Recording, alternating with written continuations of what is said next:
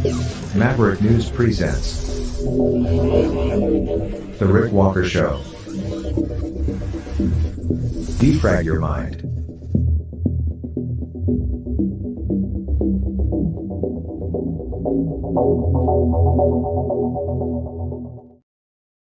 Good evening, Maverick family. I'm Rick Walker. Welcome back to the Maverick News channel. Welcome new viewers as well, wherever you may be. Great to have everyone here tonight. So much to talk about, so many news stories to share, so much going on in the world. Joe Biden giving a very strange speech, very strange indeed, speaking at addressing safety and then making reference to the Queen. That has resulted in more questions, renewed questions about his mental capacity, his mental health. And then he was speaking at this today as well at a news conference about that bridge collapse in Philadelphia. And Senator Fetterman introduced him. And Fetterman didn't fare much better, honestly. There's another wordsmith who excels at butchering the English language. We'll show you what he had to say.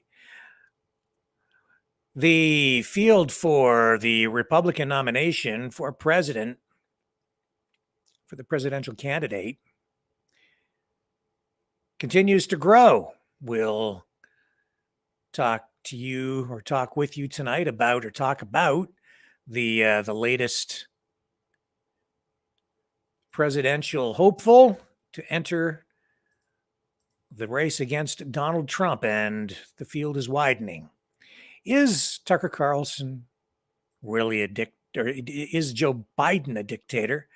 That was a wannabe dictator. We'll talk a little bit about that again tonight too, because it ties into everything that we just teed up there with Biden speaking and bumbling his way through his address on safety, and then his strange visit to deal with the I-95 bridge issue. So yeah, we'll touch on all that. Cyber attacks, the situation in Ukraine, the war escalating there, even more advanced weapons now being used. And because of the sophistication of the weapons, that in itself is an escalation, which is something we should all be concerned about. And then this week as well, we'll come back and look again just briefly at the global cyber attack that has been reported, and see if that ties in any way to the difficulties that the Toronto Dominion Bank in Canada has been having with processing automatic online payroll for people. That was a big problem this week, and a lot of people very concerned that it may be spreading to other banks, but well, we'll talk about that too. African leaders meeting with Vladimir Putin this weekend to talk about peace. It's a peace initiative. Secretary of State Antony Blinken, okay, he's going to be talking with over the weekend here Xi Jinping in China. The goal there is said to be peace. We'll assess that. And then we're going to also, just to come back again to Biden's fitness or state of fitness, his health, his mental health, his physical health. We'll take a look at the most recent medical report from Biden's physician. And then you can assess for yourself based on that report and what we see going on the ground in real time, in real life. You can decide for yourself, is Biden fit to hold the office of president right now? And is it appropriate for him to run for re-election? We'll just lay it out. You can decide. Don't go away. More ahead right after this.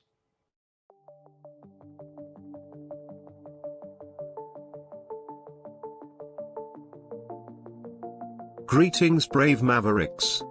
Our quest for truth continues. We go beyond fake news. Together we expose propaganda. Together we pull others out of rabbit holes. We are maverick thinkers. We are all unique individuals, defenders of individual rights and freedoms, credible, trusted, grounded in reality.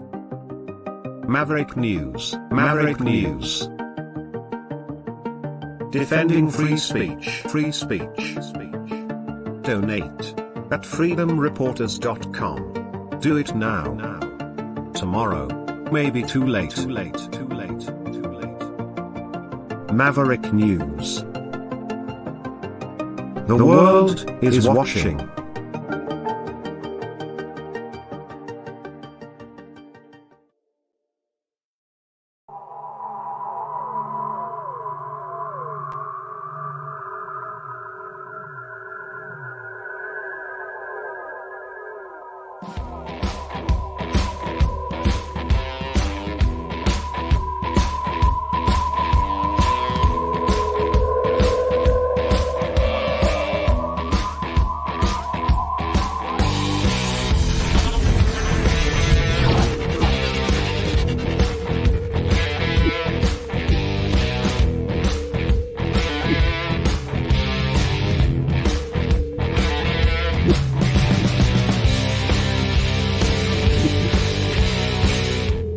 Maverick News.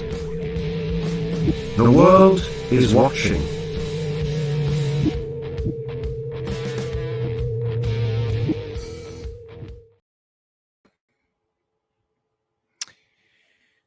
So Biden, he is in Pennsylvania, and he is there for a few reasons. He is campaigning, meeting with union leaders. He's speaking. It's sort of one of the first speeches that he's delivering as part of his reelection bid. So that's one of the reasons he's in Pennsylvania. He's reaching out, trying to generate as much support from his traditional base as possible. He says he's a union man, period. And that's the statement he made during a visit to a union hall in Pittsburgh back in 2019. And he's reaching out to union leaders in Pennsylvania, Philadelphia area. But today, he also stopped to talk about the aid the federal government will be giving to address that bridge collapse on I-95 there. And also there was this. He was speaking at, where was this? I want to make sure I get this right. It was a speech dealing with safety issues.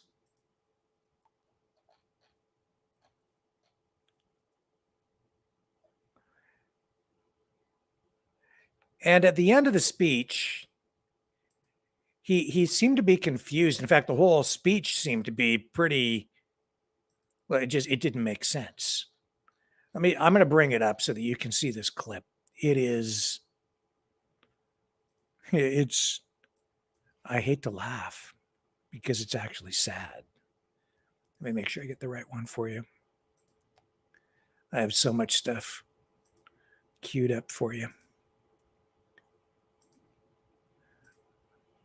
Well, I thought it was better organized than this. I have it. Here we go. All right. It's all over social media tonight. So you may have already seen this. Some of you maybe haven't. But here it is. All right. God save the Queen, man.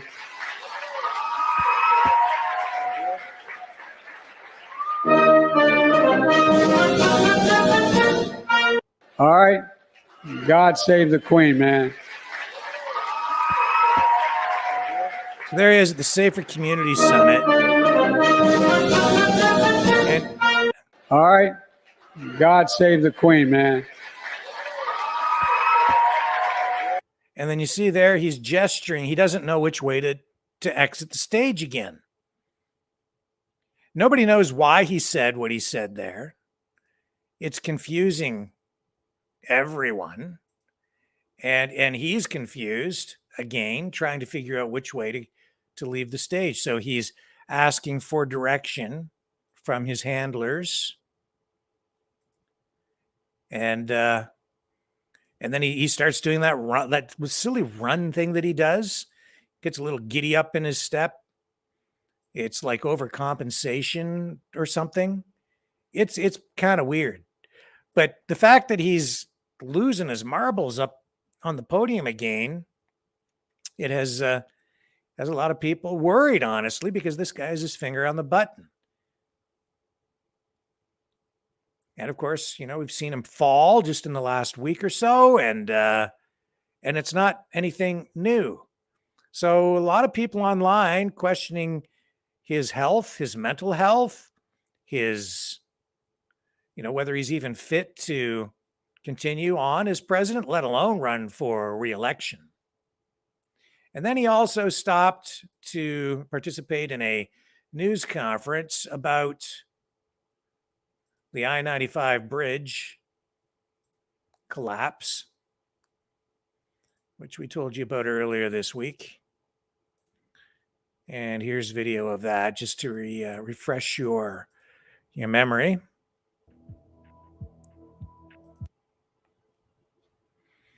So this is aerial footage from the bridge collapse in Pennsylvania. A transport truck rolled, caught fire. The heat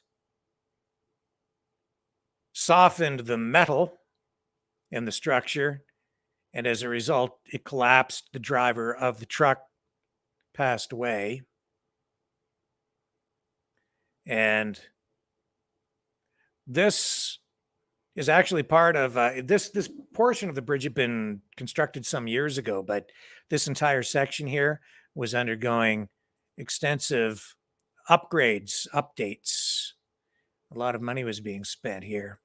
And then this weird episode happened as well. So Biden goes into Pennsylvania.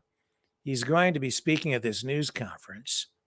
And Senator Fetterman greets him at the airport. And, he's a Democrat. Democrats are real classy, super, super classy people, right? So here he is in his hoodie and gym shorts greeting the president.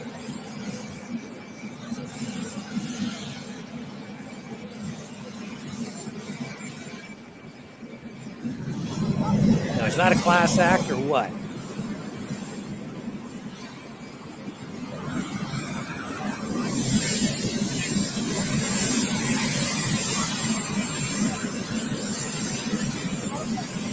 Maybe it's because it was a casual day for work. Could be just, he's expressing himself through that's his fashion statement. His legs are really, really milky white.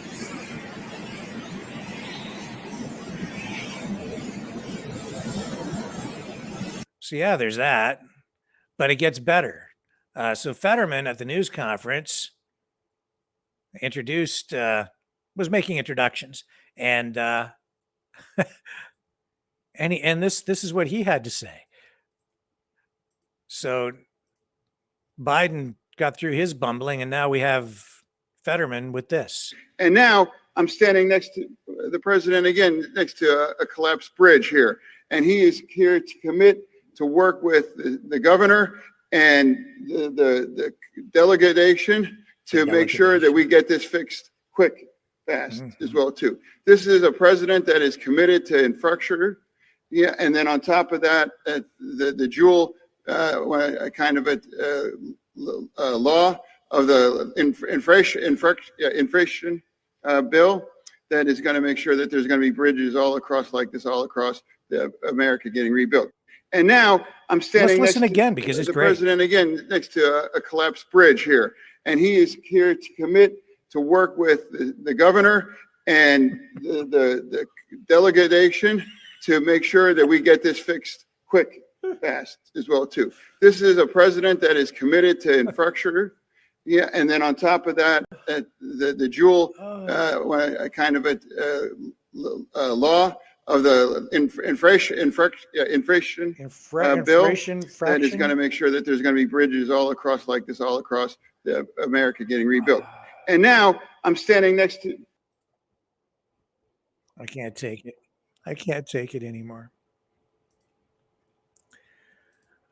Oh, well, at least he didn't do this. I mean, it you know, they're at least they're more serious than that. But that's Justin Trudeau's famous blackface picture. These are the leaders of the country. These are the people that are supposed to be running things. What is going on, man? What is going on? God save the Queen, man.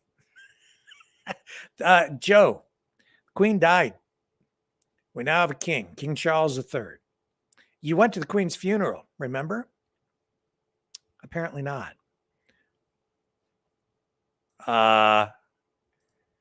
Yeah, it's a good thing he's got the handlers. Otherwise, he might not ever find his way off the stage. So yeah, that was in.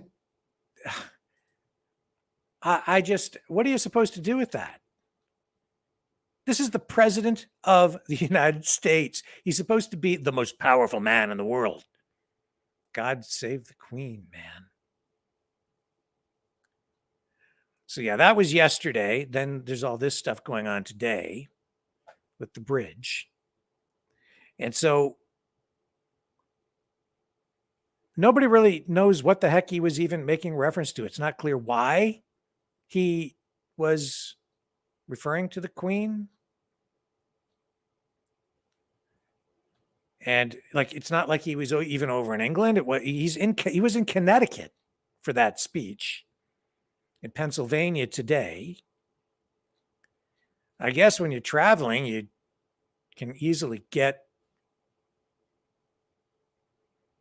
confused and lose track of maybe where you are. And then he tacks on at the very end of it, the man, right? God save the Queen, man. Well, come on, man. I'm worried. And so are a lot of other people. So online, Biden is being attacked heavily, obviously, as a result. So we've queued up another Biden mashup of his biggest hits and biggest gaffes. Vice President, how are you, pal? Thanks for swearing at me. I tell you what, easy to swear at you. We've got news. Rashid Sunak is now the prime minister. You're trying your best, but it never feels like enough. What a stupid son of a bitch. But guess what? We got a lot to do. You gotta say hi to me. We go back a long way. She was 12, I was 30, but anyway, this woman helped me get an awful lot done. Anyway. Well, I'm sick and tired of smart guys. I'm sick and tired of ordinary people being fleeced. I'm tired of being quiet. Where I'm sick and tired. I'm just sick and tired. We have this notion that somehow if you're poor, you cannot do it. Poor kids are just as bright and just as talented as white kids. Wealthy kids, black kids, Asian kids. No, I really mean it, but think how we think about it. I'm sorry to take so long, guys, but everybody knows I like kids better than people. I like kids better than people. Everybody knows I like kids better than people. Look at them. Now, the very important thing I told my daughter and granddaughters, no serious guys till you're 30. Okay. Right?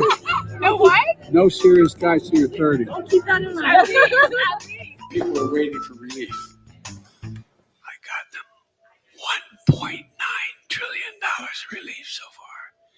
They're going to be getting checks in the mail that are consequential this week for childcare. A lot has been happened already, number one. Number two, I'm going to fight like heck. Just remind them, I wrote the bill on the environment. Why would I not be for it? Guess what? Employers can't find workers. I said, yeah, pay them more. This is an employees bargaining chip now. What's happening? They're going to have to compete and start paying hardworking people a decent wage. Unchain Wall Street. They're going to put you all back in chains. Michael's biggest sale of What? the summer is going on now. Score big savings on all summer floral. Plus, find great deals on all canvas, all frames and shadow boxes, all vinyl, all t-shirts and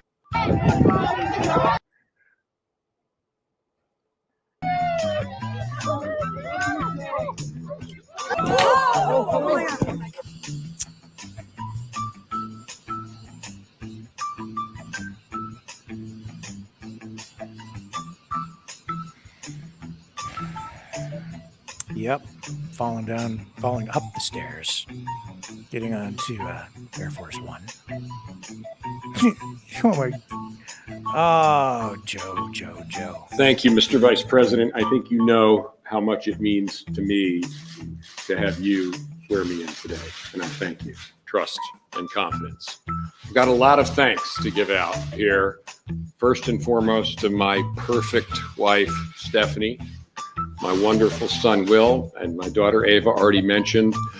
And you guys can sit the edge or what, if you I don't want you to have to stand all along, but it's up to you. By the way, he gave me permission to touch him.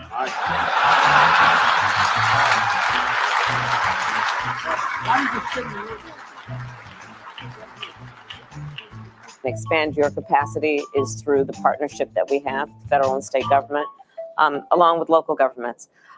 This issue is ongoing each year, as we have discussed. It gets worse. It affects real people. Thank you, Boris. And I want to thank that fellow down under. Thank you very much, pal. Appreciate it, Mr. Prime Minister. Oh, he's sniffing the hair again. Oh, he kissed her. No matter what their cost, 2, 10, 12, 15, boop, stepping on that's black. Anyway.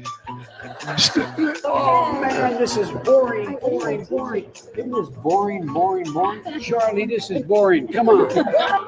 I call on you to commit to concrete actions to stop the destruction of this in the meeting. This conference is one of the most important meetings in history. On behalf of the Division team, I ask you. They woke him up. Please welcome Prime Minister of Italy, Mario Draghi.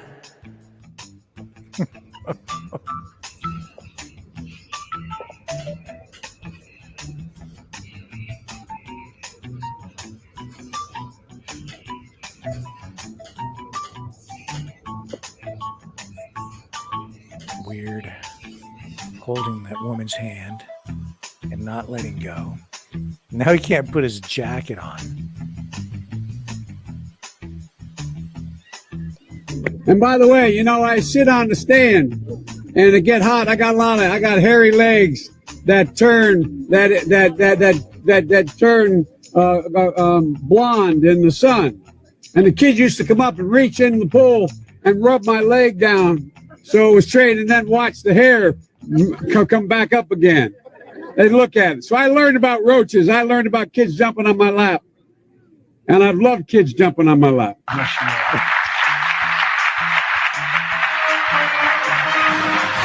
nobody there to shake his hand. Nobody behind you, Joe. Which way are you going to go? And he's wandering around. He can't figure out which way to turn. He's going to go to his right. Walk off the bridge. By the way, I'm very much worried about this guy's biceps. His biceps are big as my calves. Look at this. There's a man. I hope we're on the same side. He's Russian. I don't care who he is. He's got some real biceps. We call them guns.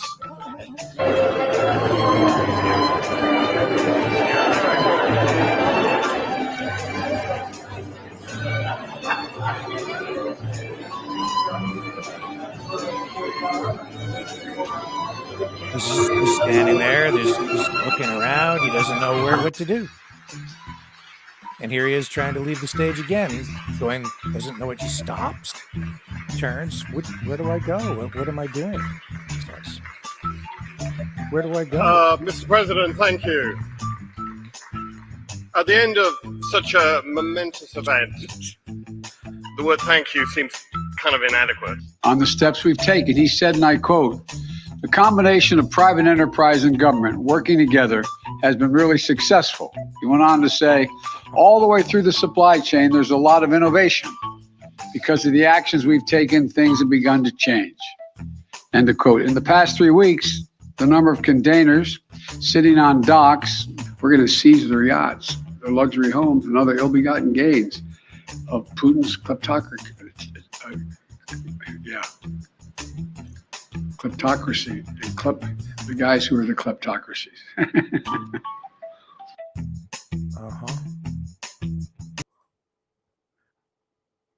So Russia's the kleptocracy? Obviously, a lot of people worried about his mental state. He has been attacked by his opponents, with people raising questions about his fitness. The Trump campaign has been hitting him pretty hard on that front over the last, especially the last month. And we have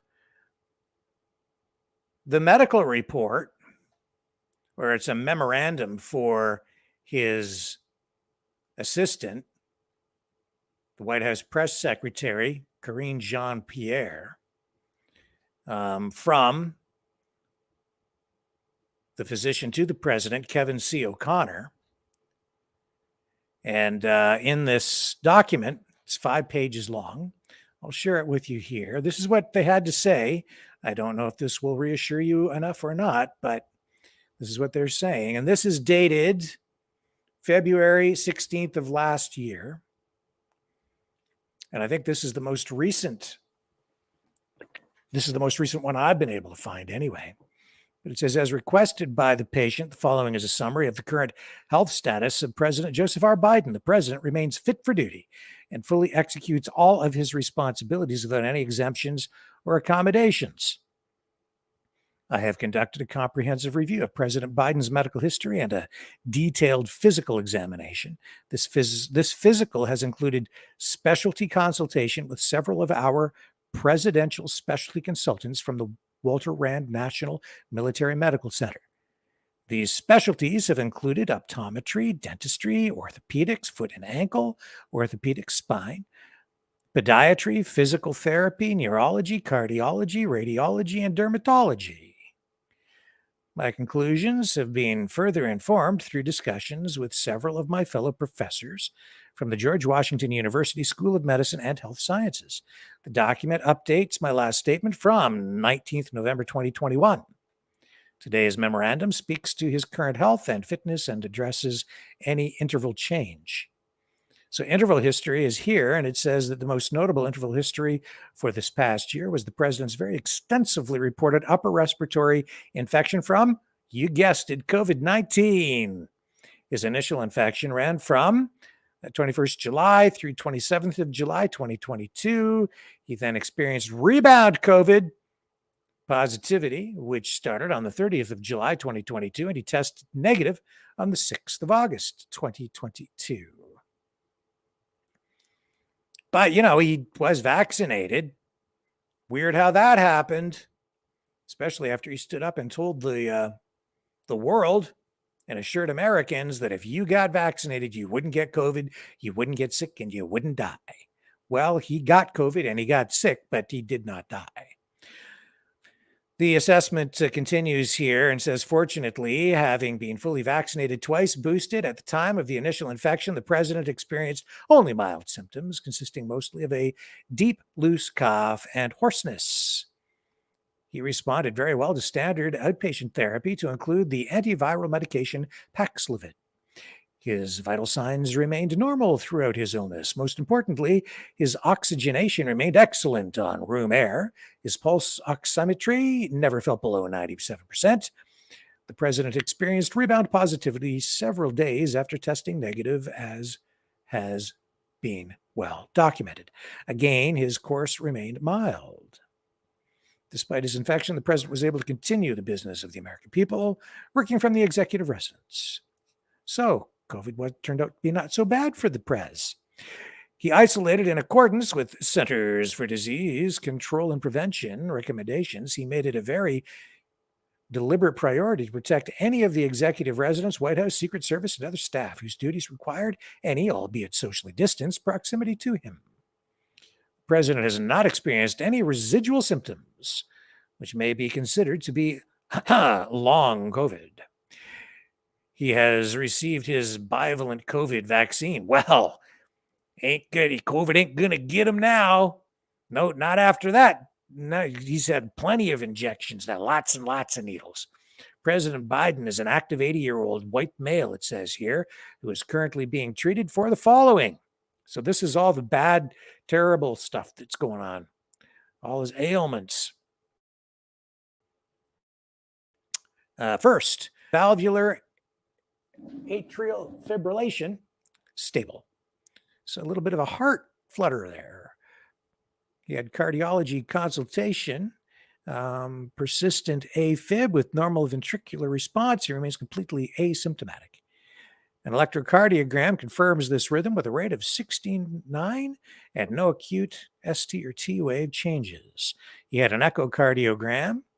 So, his ticker's still a ticking. He had hyperlipidemia. What is that? I'm not sure what that is. Hyperlipidemia. That's what it is. Hyperlipidemia. So they're checking his lipid levels. Okay, cardiology consultation. I'm not a doctor, so I better be careful not to fully assess this. The president's lipid levels remain remarkably low on his current regimen of rosuvastatin. Okay, so he's taking statins. Crestor. Lipid panel, total cholesterol, and he has gastroesophageal reflux. Uh-oh. He's got reflux.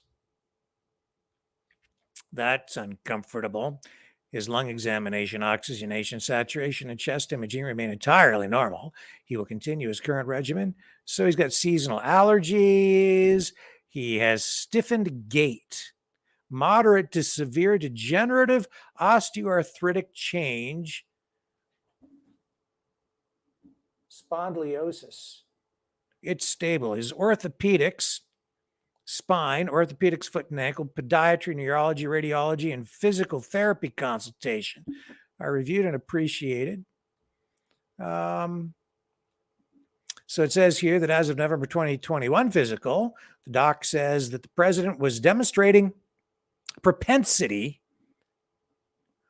perceptibly stiffened ambulatory gait as compared to before his foot fracture. Oh yeah, he broke his foot. I forgot.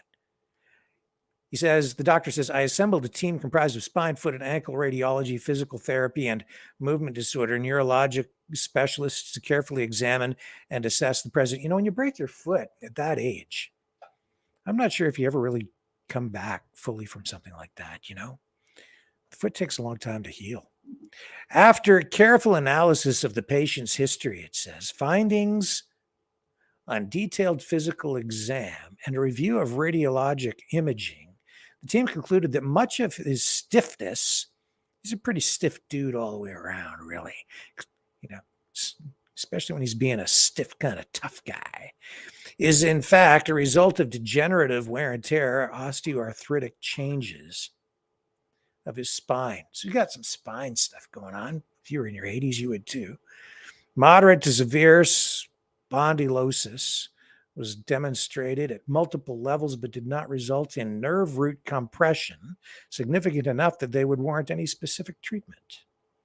The president's gait remains stiff, but he has not worsened since last year. He got one stiff gait. Examination this year was unchanged, with the exception of possibly tighter hamstrings and calves. So let's move down here. What else is wrong with the Prez? Mild sensory peripheral neuropathy of feet, stable. Neurology, orthopedic, foot and ankle podiatric consultation are reviewed and appreciated. Finding a mild peripheral neuropathy and is noted as above. The most common cause of peripheral neuropathy is diabetes. The president does not have diabetes. Hemoglobin, A1C, and fasting blood glucose are both normal, so he doesn't have diabetes. He's just got foot issues. Other common etiologies for this include alcoholism, vitamin B12 deficiency, and thyroid disease. The president does not consume alcohol. Really? Okay, we'll take his word for it. His B12 levels are normal, and his thyroid function also remains normal. In up to 46% of cases, especially when the symptoms are mild, such as with this patient, specific causes are not identified. The custom orthotics have been prescribed to optimize foot biomechanics. Yes, and then there's the cancer. Skin cancer surveillance. Dermatology consultation is reviewed and appreciated. It says again, it is well established that President Biden did spend a good deal of time in the sun in his youth. He has had several localized non-melanoma skin cancers removed with MOBS surgery before he started his presidency. These lesions were completely excised with clear margins. Total body skin exam was performed for dermatologic surveillance. As was done in November 2021, several small areas of actinic change on his face and head were treated with liquid nitrogen cryotherapy. One small lesion on the president's chest was excised today and sent for traditional biopsy. We remember all that in the news. That made headlines at the time. They've kind of gone quiet on the president's cancer story. Optometry surveillance. The president underwent routine cycloplegic dilated eye examination. I hate it when they do that. It's so uncomfortable. His overall eye health is reassuring. There were no signs of glaucoma, retinopathy, macular degeneration, or significant cataracts. So he can see, but he didn't see the sandbag when he tripped and vaulted down and went boom. Current optometric refraction was obtained and contact lens prescriptions were updated. Dental surveillance, dental consult is reviewed and appreciated. Yes, it is, very much. Routine dental exam with x-rays revealed no dental issues requiring any interventions. He's got good teeth, must brush them. Probably uses fluoride toothpaste. So he's taking... These are the drugs that he's on, his medications. He's on Eliquis, Crestor, Dymista, Allegra for his allergies, and Pepsid, no doubt for that acid reflux. Patient has no known medication allergies. Social history. Oh, he's very social. He's a good hair sniffer. The president does not use any tobacco products, does not drink alcohol, and he continues to work out at least 5 days per week. So, what are his measurements? You saw him in that fashion bra in that video. Physical exam, height, he's 72 inches tall. He weighs 178 pounds. His body mass index is 24.1. His blood pressure is 128/76. Wow, that's pretty darn good. His pulse is 69, his respiratory rate 15, temperature 98.6 degrees Fahrenheit. And his pulse oximetry is 98%. He is fully oxygenated. He's got plenty of O2 flowing through his blood. Physical exam is unchanged from baseline. Head, ears, eyes, nose, and throat are normal. He has no enlarged lymph nodes or goiter. His lungs are clear. His heart demonstrates regular pulse rate and characteristically irregular rhythm. He has no significant murmurs, gallops, or rubs. His abdomen is soft. Ooh, it's a soft one. Non-distended. Oh, that's good. Liver and spleen are normal size. Patient has no external hernias. Thank goodness for that. Extremities have a full range of motion. That's why he giddy ups and gallops when he leaves the podium. Strength and reflexes are all normal and symmetrical. Cranial nerves and vestibular function are normal. No, what is that word? Bradykinesia, or start hesitation. No resting tremor, no rigidity. But you said he was stiff. Mildly decreased heat, cold sensation in both feet. My feet get cold too. Patient does have several areas of lentigo. Lentigo? I don't even know what that is. What is, I'm going to look that up. What is lentigo? What's the president got? Is that contagious? Lentigo. It's a small, clearly defined patch of skin that is darker than the surrounding skin as a result of an increased number of pigment cells. Lentigenes are generally darker than freckles, do not fade, and become more frequent with age. So he's got a great big giant freckle. And actinic changes. One small lesion on his chest was sent for biopsy.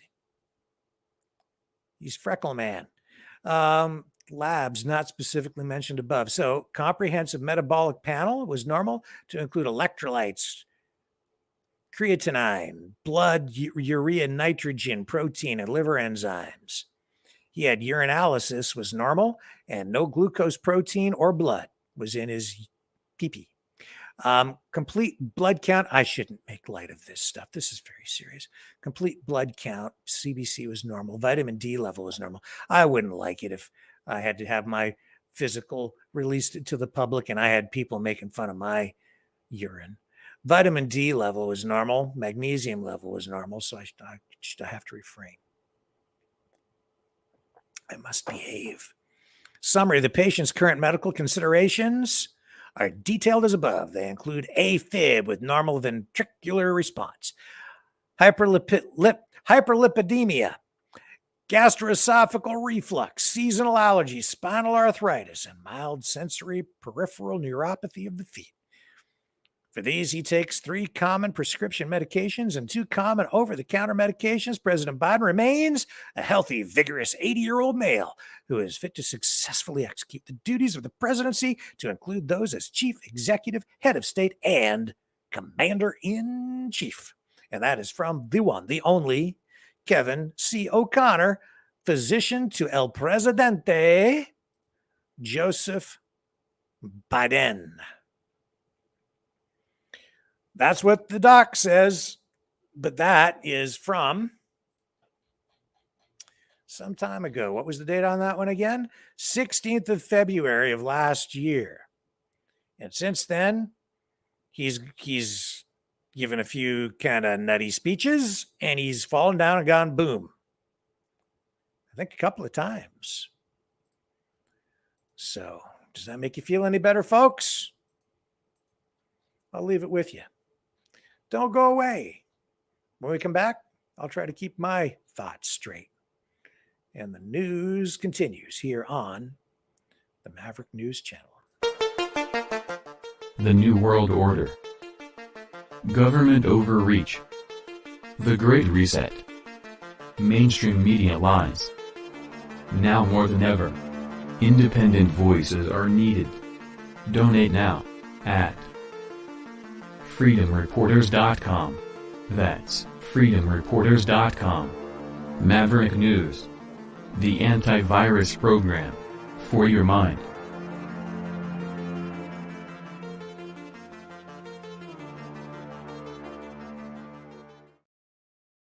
Looks like we've got a Biden lover in the audience. I don't think that's funny, Rick Walker, says Joe Butler. Okay, thanks, Joe.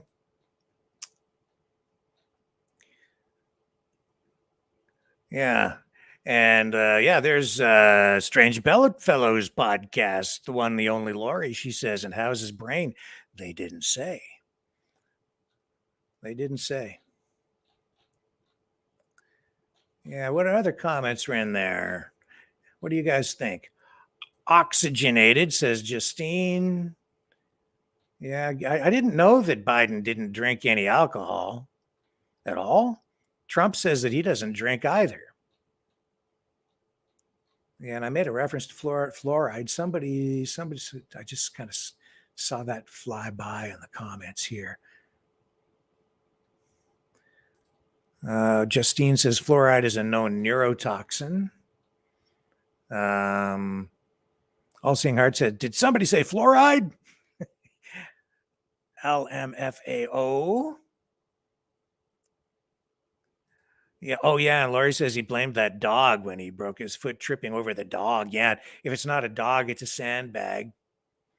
And, oh, yeah, the shoelace got caught on the pedal of the bicycle, and that's why he faulted down again over there.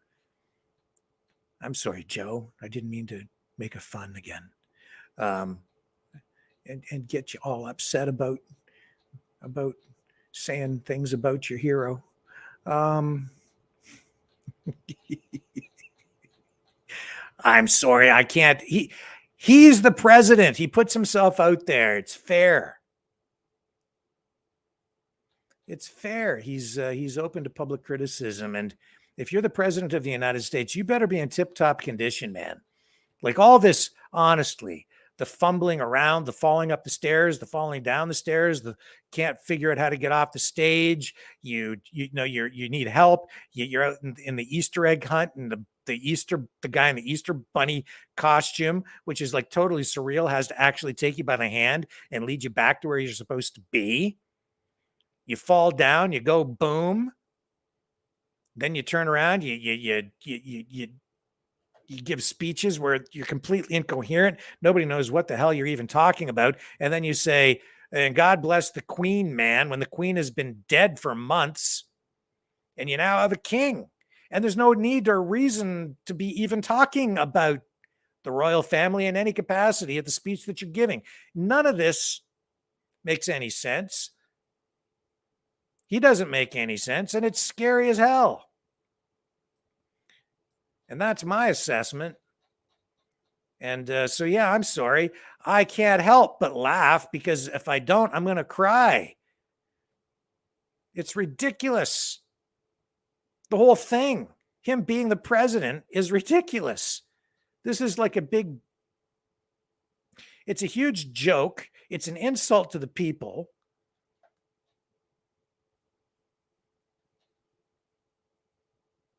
He's clearly not the guy in charge.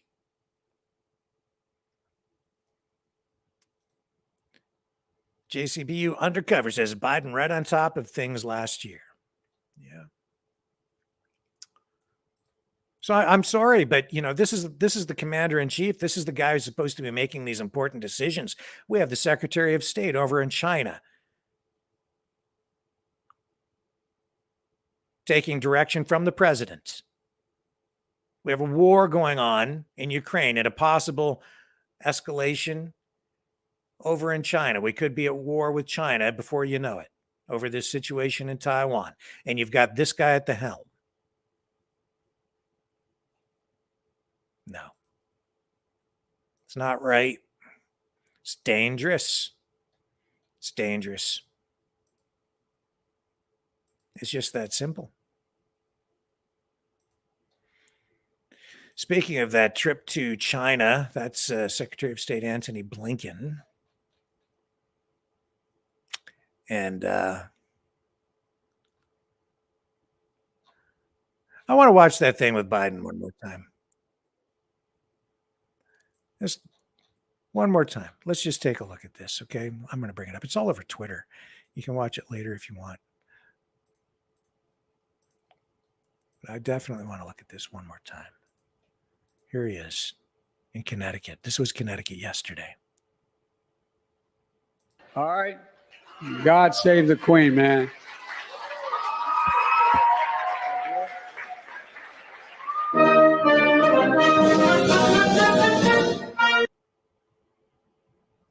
All right. God save the Queen, man.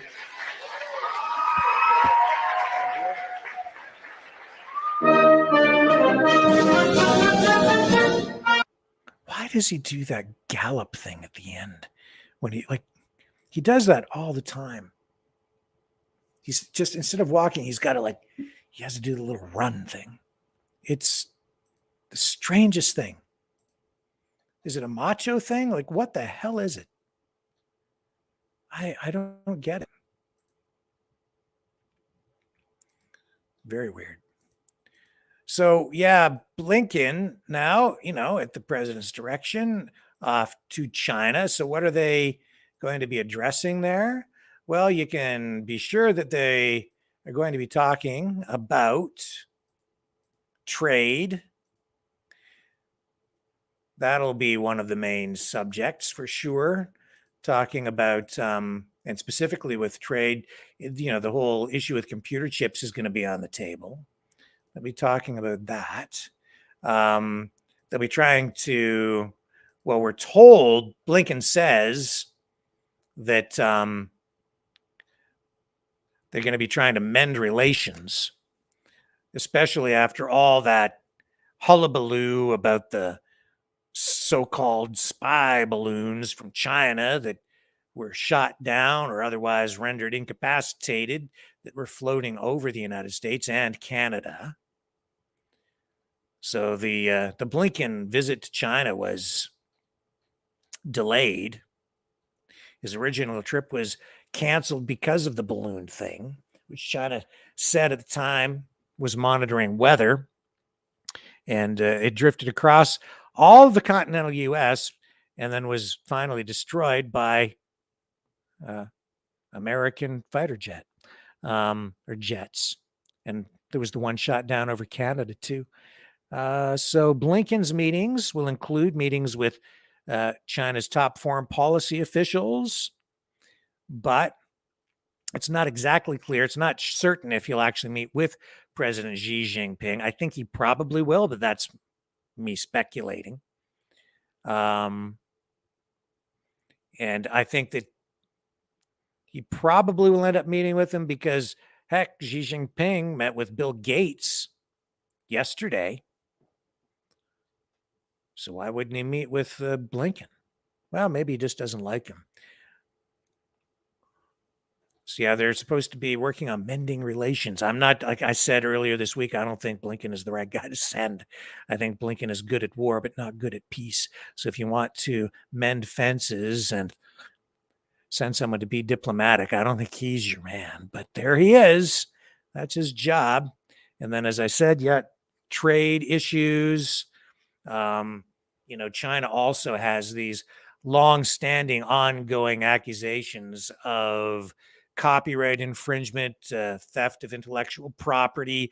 That was an area that Trump was really focused on when he was president.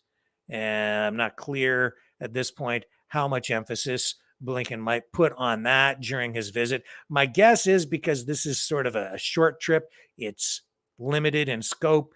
They might touch on these kinds of trade issues, but I don't think that they will get into it extensively.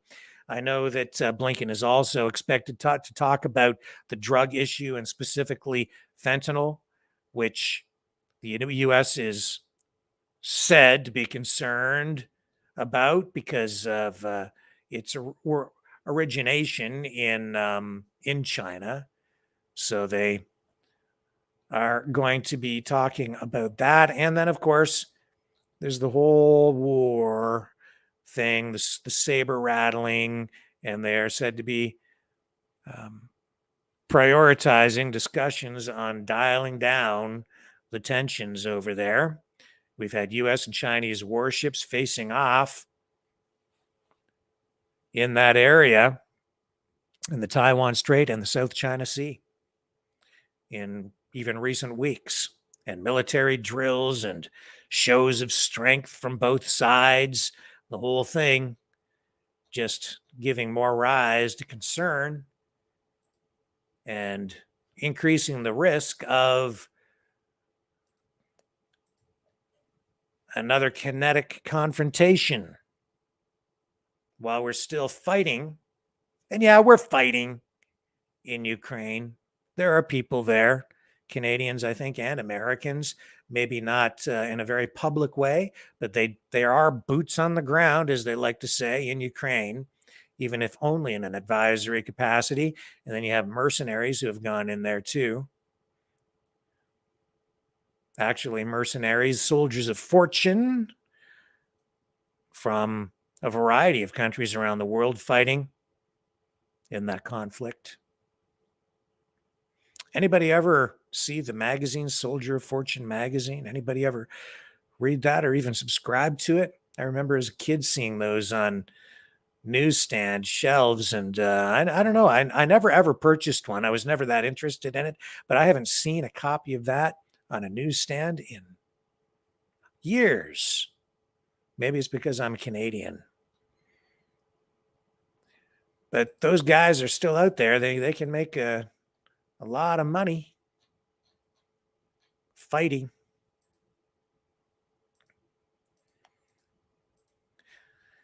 Oh, so what else have we got going on tonight? Well, let me just see what else I have queued up for you. The field of candidates is broadening on the Republican side. Another contender entered the race. There's another challenger to Donald Trump. This is Miami Mayor Francis Suarez, and he announced his presidential campaign this week. I'll just bring up his address. It's just a short little clip here, and it'll give you an idea of what he was all about. He takes a different perspective on some of these issues, like he's very critical of Ron DeSantis. Actually, he took a swipe at Ron DeSantis during his announcement there, where he said that he's going to be seeking the nomination, saying that he wouldn't handle the Disney issue the way that DeSantis has handled it. Here he is. Here's for a next generation leader who has the vision to lead and the character to connect with everyone by looking at them in the eyes and listening to them, not shouting at them and lecturing them. It is time for a leader with a record of real results, not just rhetoric, who believes with all his heart in the American dream, who wants to share it with everyone, regardless of race, religion, or complexion. It's time for a leader who can connect with segments of our country that Republicans have historically lost, like young voters and urban voters, and segments we can make gains with, like Hispanics and suburban women.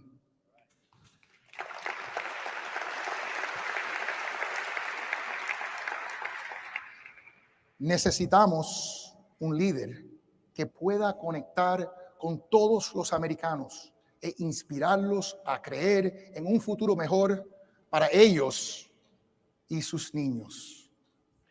Anybody speak Spanish?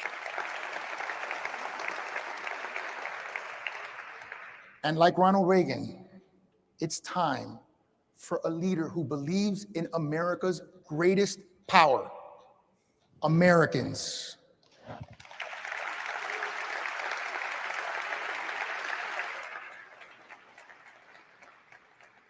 Who stare into the infinity of possibilities and helped every American find their purpose by helping them each make a dent in the universe. And that is why just yesterday, I filed paperwork to run for president of the United States of America.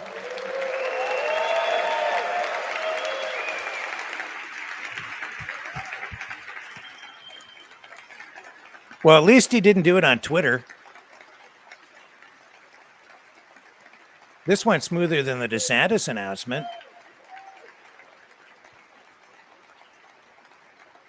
But I bet you a lot of you didn't even know By the that way, this all happened. who's They screaming probably is had not never from heard of this Miami. guy before. He's from California, so blame California. When President Reagan greeted Pope John Paul II upon his arrival in Miami, the Pope said to his audience, America, I come as one who already knows you and loves you, as one who wishes you to fulfill your noble destiny of service to the world. America, I, Francis Suarez, come as one who loves you and He one you loves have you. given every blessing to. And because I love this country, I want to serve it with humility and gratitude for all that you have done for me. Let's get this I guy on the believe America show. is still a shining city on a hill whose eyes of the world are upon us and whose promise needs to be restored. And I believe this city needs more than a shouter or a fighter. I believe it needs a servant. It needs a mayor. My name is Francis Suarez, and I am here to help. Thank you, and God bless you. Uh-oh. I just want to roll that back. What did he say there? Drinking warm Hang on a water second. before bed.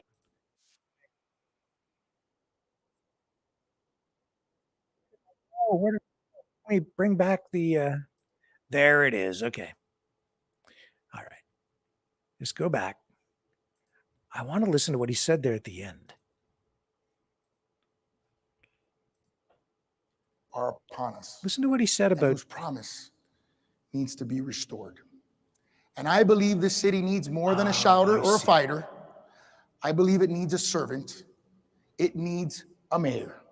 A mayor. My name is Francis Suarez, and I am here to help. Thank you, and God bless you. Uh-oh. I'm from the government, and I'm here to help. Has he not heard the Reagan speech? Why would you say what is it with these guys running for president? Do they not know their history, even their pop culture? My name is Francis Suarez, and I am here to help. I'm here from the government. I'm from the government, and I'm here to help. You don't say that. That's a Reagan joke. And he's running to be the Republican nominee. Doesn't he know? And then he is the mayor of Miami right now. And then he makes reference to this city needs a mayor. Well, poor choice of words. I had to roll that back and figure out what he was trying to say. He's making a reference to that speech about the bright, shining city on the hill, which is a reference to America. The city is America, metaphorically. And then he's saying that city needs a mayor, but that's poor choice of words because most people won't ever comprehend what it is you're saying. It sounds confusing. It sounds now like you're running for mayor, but you're already the mayor, so people are going to get confused. Sorry. I'm just letting you know. Too late. Speech is done. He's time to correct, I guess, and right his boat. But again, at least he didn't present or kick off his campaign. At least didn't kick off his campaign on Twitter and initiate a giant Twitter dumpster fire like DeSantis did. Here are the presidential wannabes on the Republican side. You have Ron DeSantis, who again had some real struggles launching his campaign. And even though, I've liked what he's done as governor of Florida, and he looked like a super strong contender heading into this thing, he has stumbled and fumbled. His campaign has not been very strong. And there's the man, Donald Trump, clearly the front runner. Most people expecting him to again easily retain the nomination and run again. The only obstacle being his indictment, and we're not sure how that will play out. And then there's Nikki Haley. who combines executive experience, foreign policy chops, a tie to Trump's administration, home field advantage, and an early state and a historic candidacy. That's what these graphics say. These were created by Politico. And then there's Mike Pence. He's in there too, but he ain't going to win. Too many MAGA people are mad at him. Mike, my friend, they're upset with you. They're not going to support you. And then there's Tim Scott, the South Carolina senator. Yeah, he's in there. And there's Ted Cruz.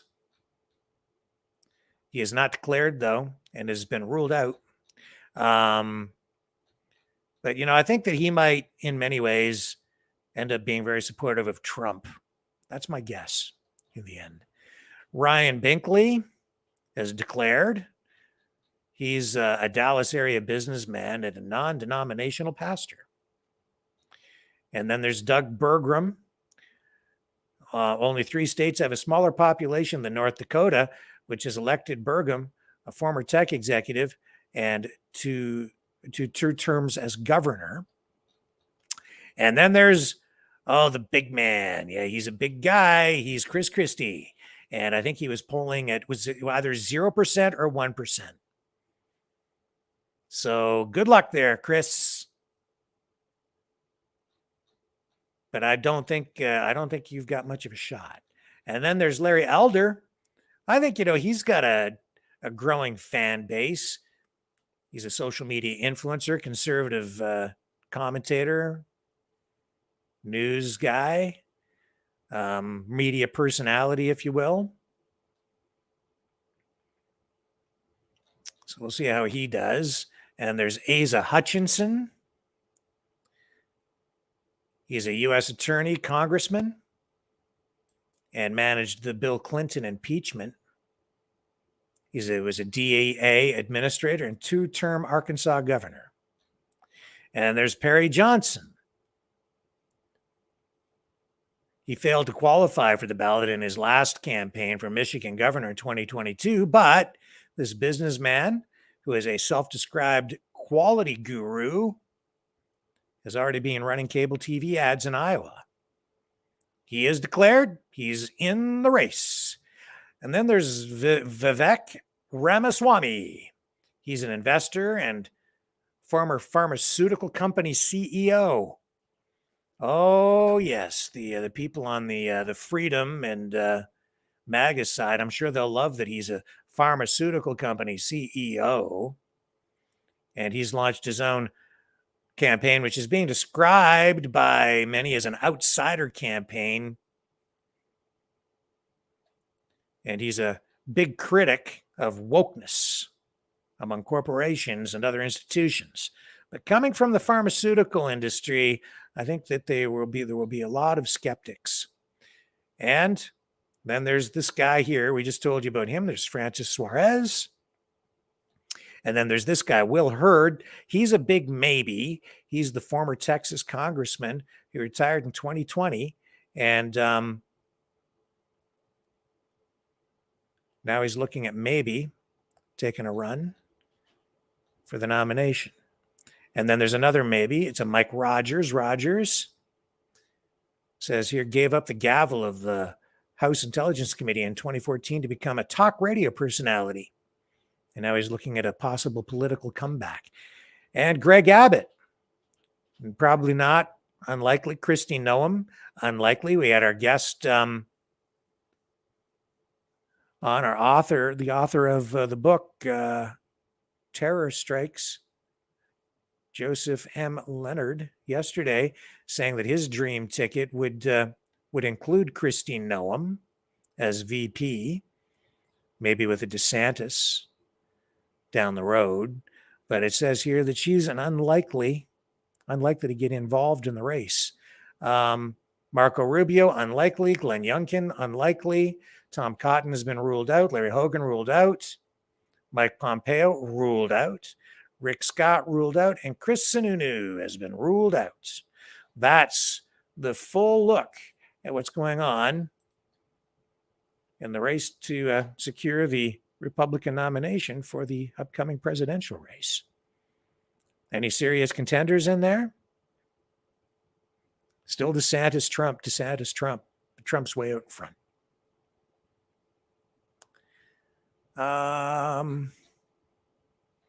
Yeah, so let's take another break and then we'll continue with our political talk. Don't go away.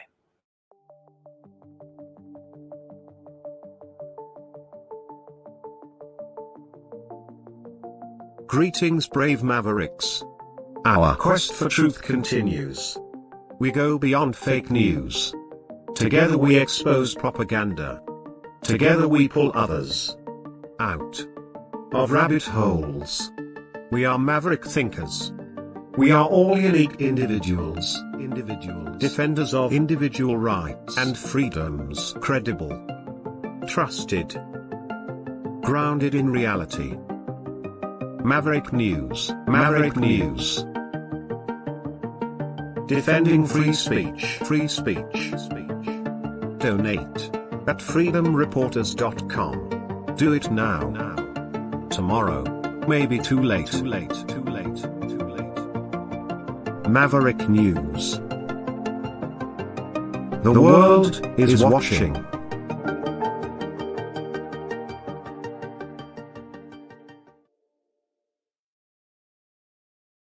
Okay, so there is this poll out, a new one.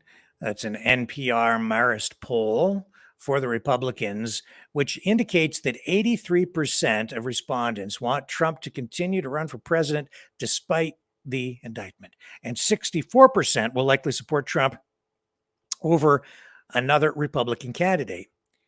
In addition, it says Trump's net favorability among Republicans is up 14 points from February. So the indictment not hurting Trump at all. In fact, I would say to you that the indictment might actually be helping him. But it's a strange kind of support now, I think, for Trump. It's a lot different than it was back in 2016 and even in the last election, because I think it's much softer. It's actually, the numbers are up, but if offered a better alternative or if there are other developments, I think just because of all the drama that continues to encircle Trump, I think some people are getting tired of it. And so as much as it's helping him because his base of support is solidified with that kind of attack, there's also an element of if there was a really good alternative, then I think people would leave him to go to the alternative if it meant that there was less turmoil, especially during the actual election. Not so much during the nomination process, but during the election. The people in the middle, the soft voters, the people who might go Democrat or might go Republican, I think they might go maybe with a Democrat like RFK Jr. possibly, instead of voting for Trump if that alternative was offered to them, because they're tired of all the drama. Not from the actual base, though. So the nomination, I think, is his. The presidency, the election, that remains to be seen. Let me just take this comment down from Croaky, I guess is the name. Yeah, that was a reference. Who is this? That was a reference to who is the guy on the screen, the mayor of Miami, announcing his candidacy. Linda Dyer says Chris Saccoci is getting the Trump treatment. Yeah, well, mainstream media, they don't want to give him any attention, right? And yeah, he had to turn himself into the cops the other day. Chris Saccoci is the guy running for mayor of Toronto, prominent figure in the freedom movement. What else do we have here? Any other comments? Yeah, a few. Mackie Creations says Trump 2024. Lori says too much testosterone in this race.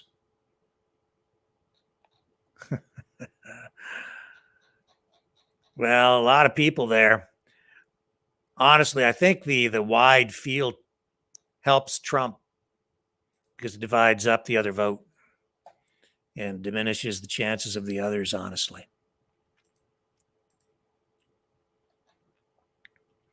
So also today, what do we have going on?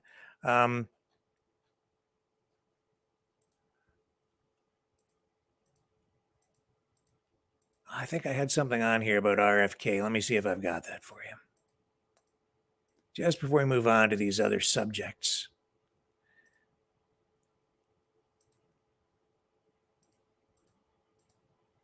Oh, here's another, Biden compilation for you, just because we care so much, and we want to make sure we give the incumbent as much on the Democrat side, as much coverage as we can, to be fair.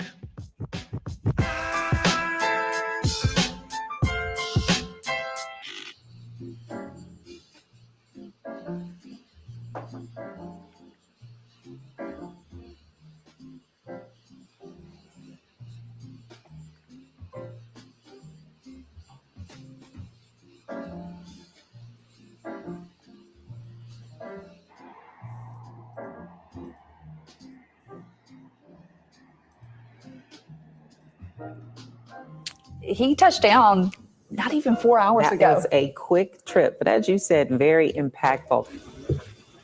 Ooh, don't be careful. Watch that last step there, Joe. Oh, almost folded down and go to boom again. He has allocated to invest in police departments and training of police officers. It appears as though the president did have a slight trip there as he's boarding Air Force One. Fall down, go boom. Oh, here's the cycle thing again. He's so energetic and athletic.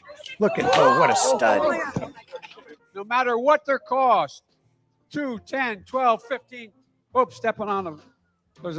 That's black. Anyway. He was doing his little gallop thing there. And oh crap. Oh, look. Watch your step.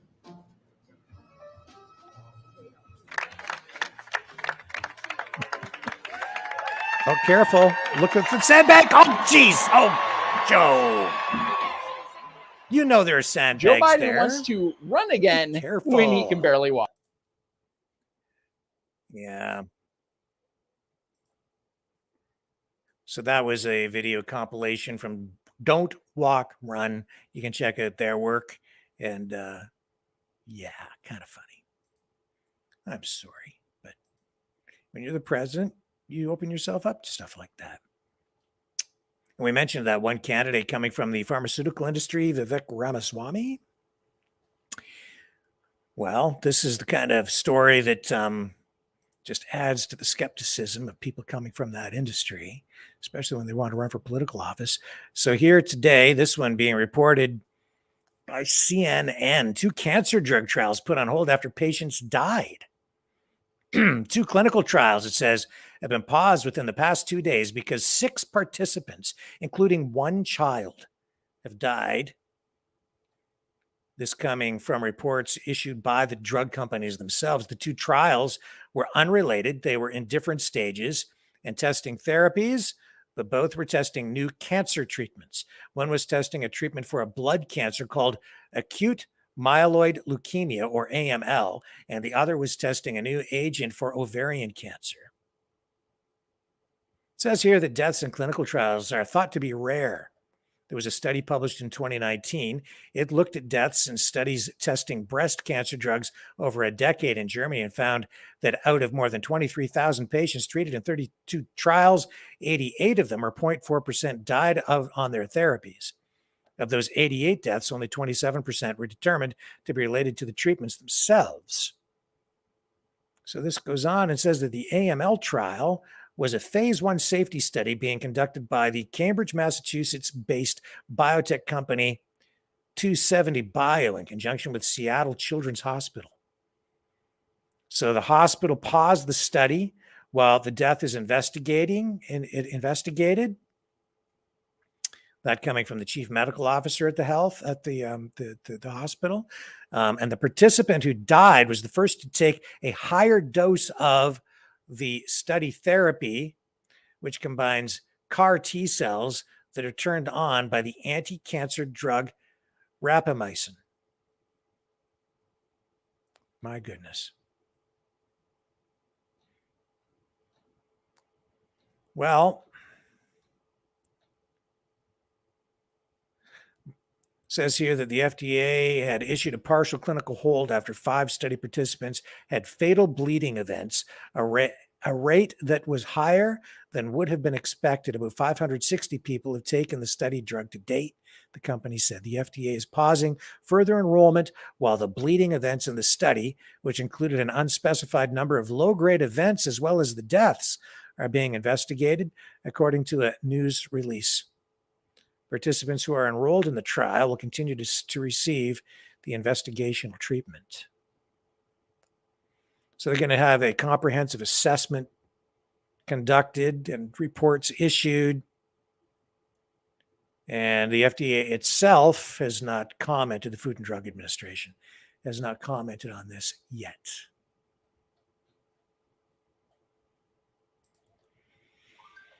Yeah. So, and then there's this. I know we have a lot of common law advocates and sovereign citizen types who watch the program because we've had discussions about it.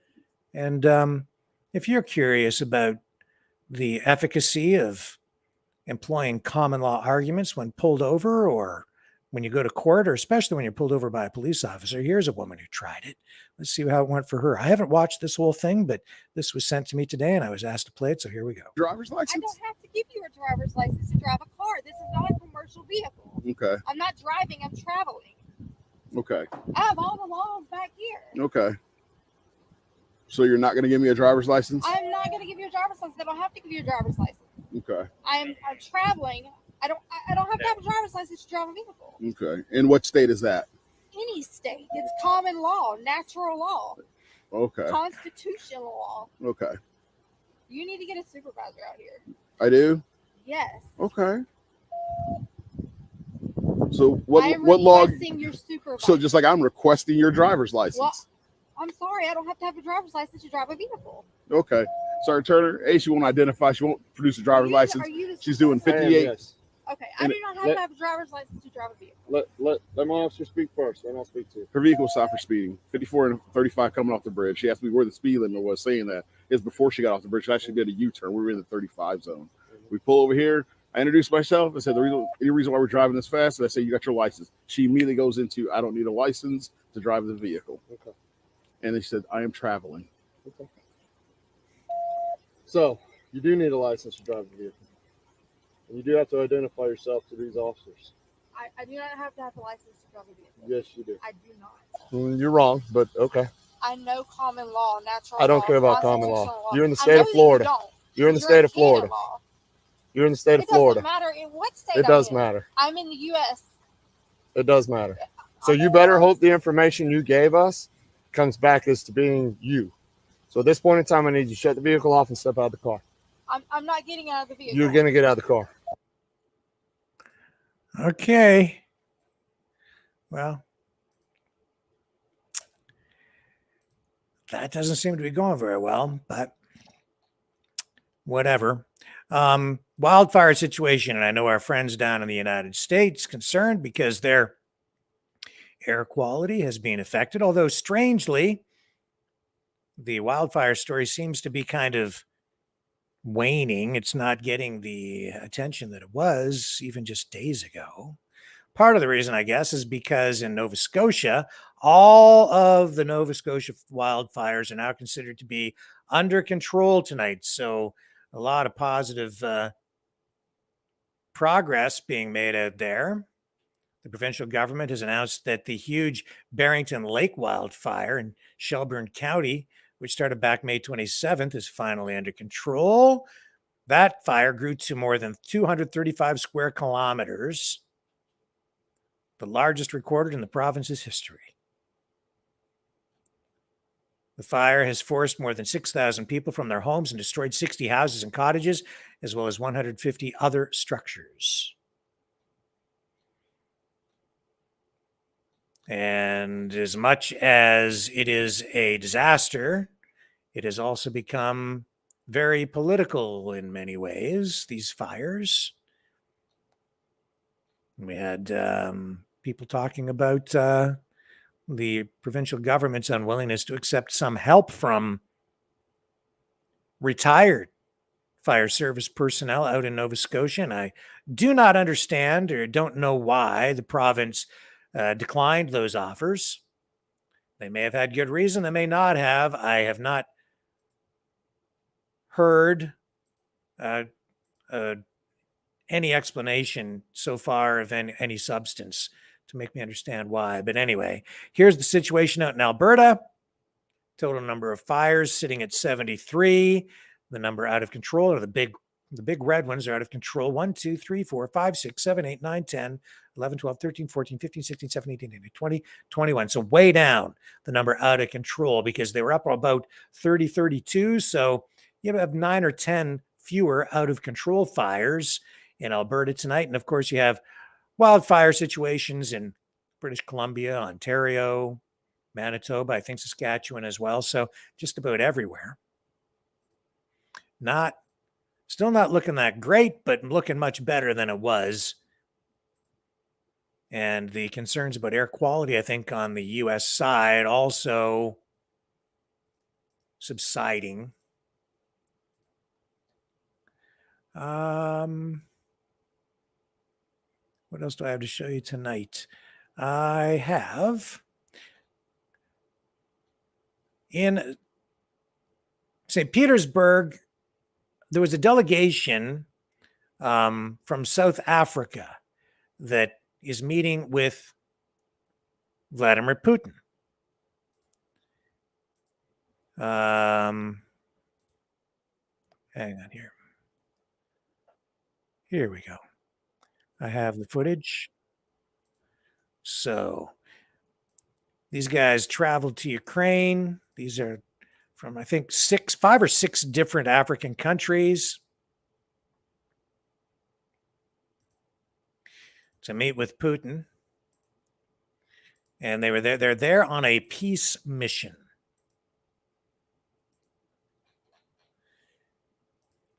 And media in Africa saying that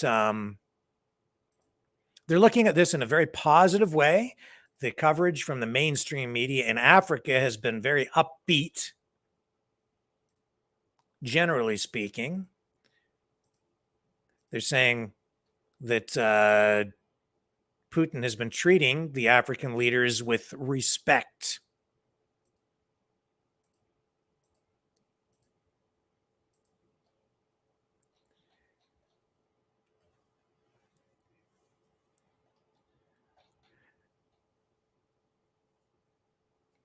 South African President Ramaphosa told Putin that the war in Ukraine must end.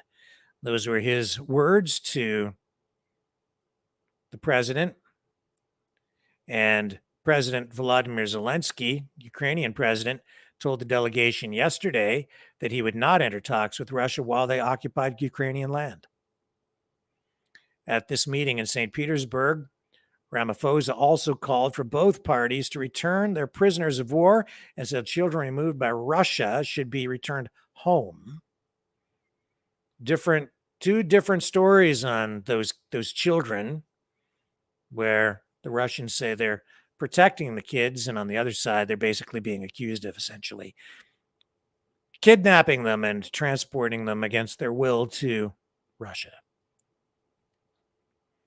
Two very different stories, that's for sure.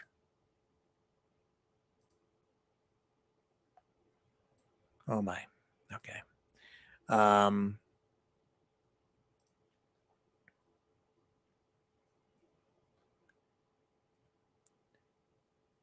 So as the African delegation called for the return of the children to their families, Mr. Putin interrupted their speech and claimed that Russia was protecting them, as I said.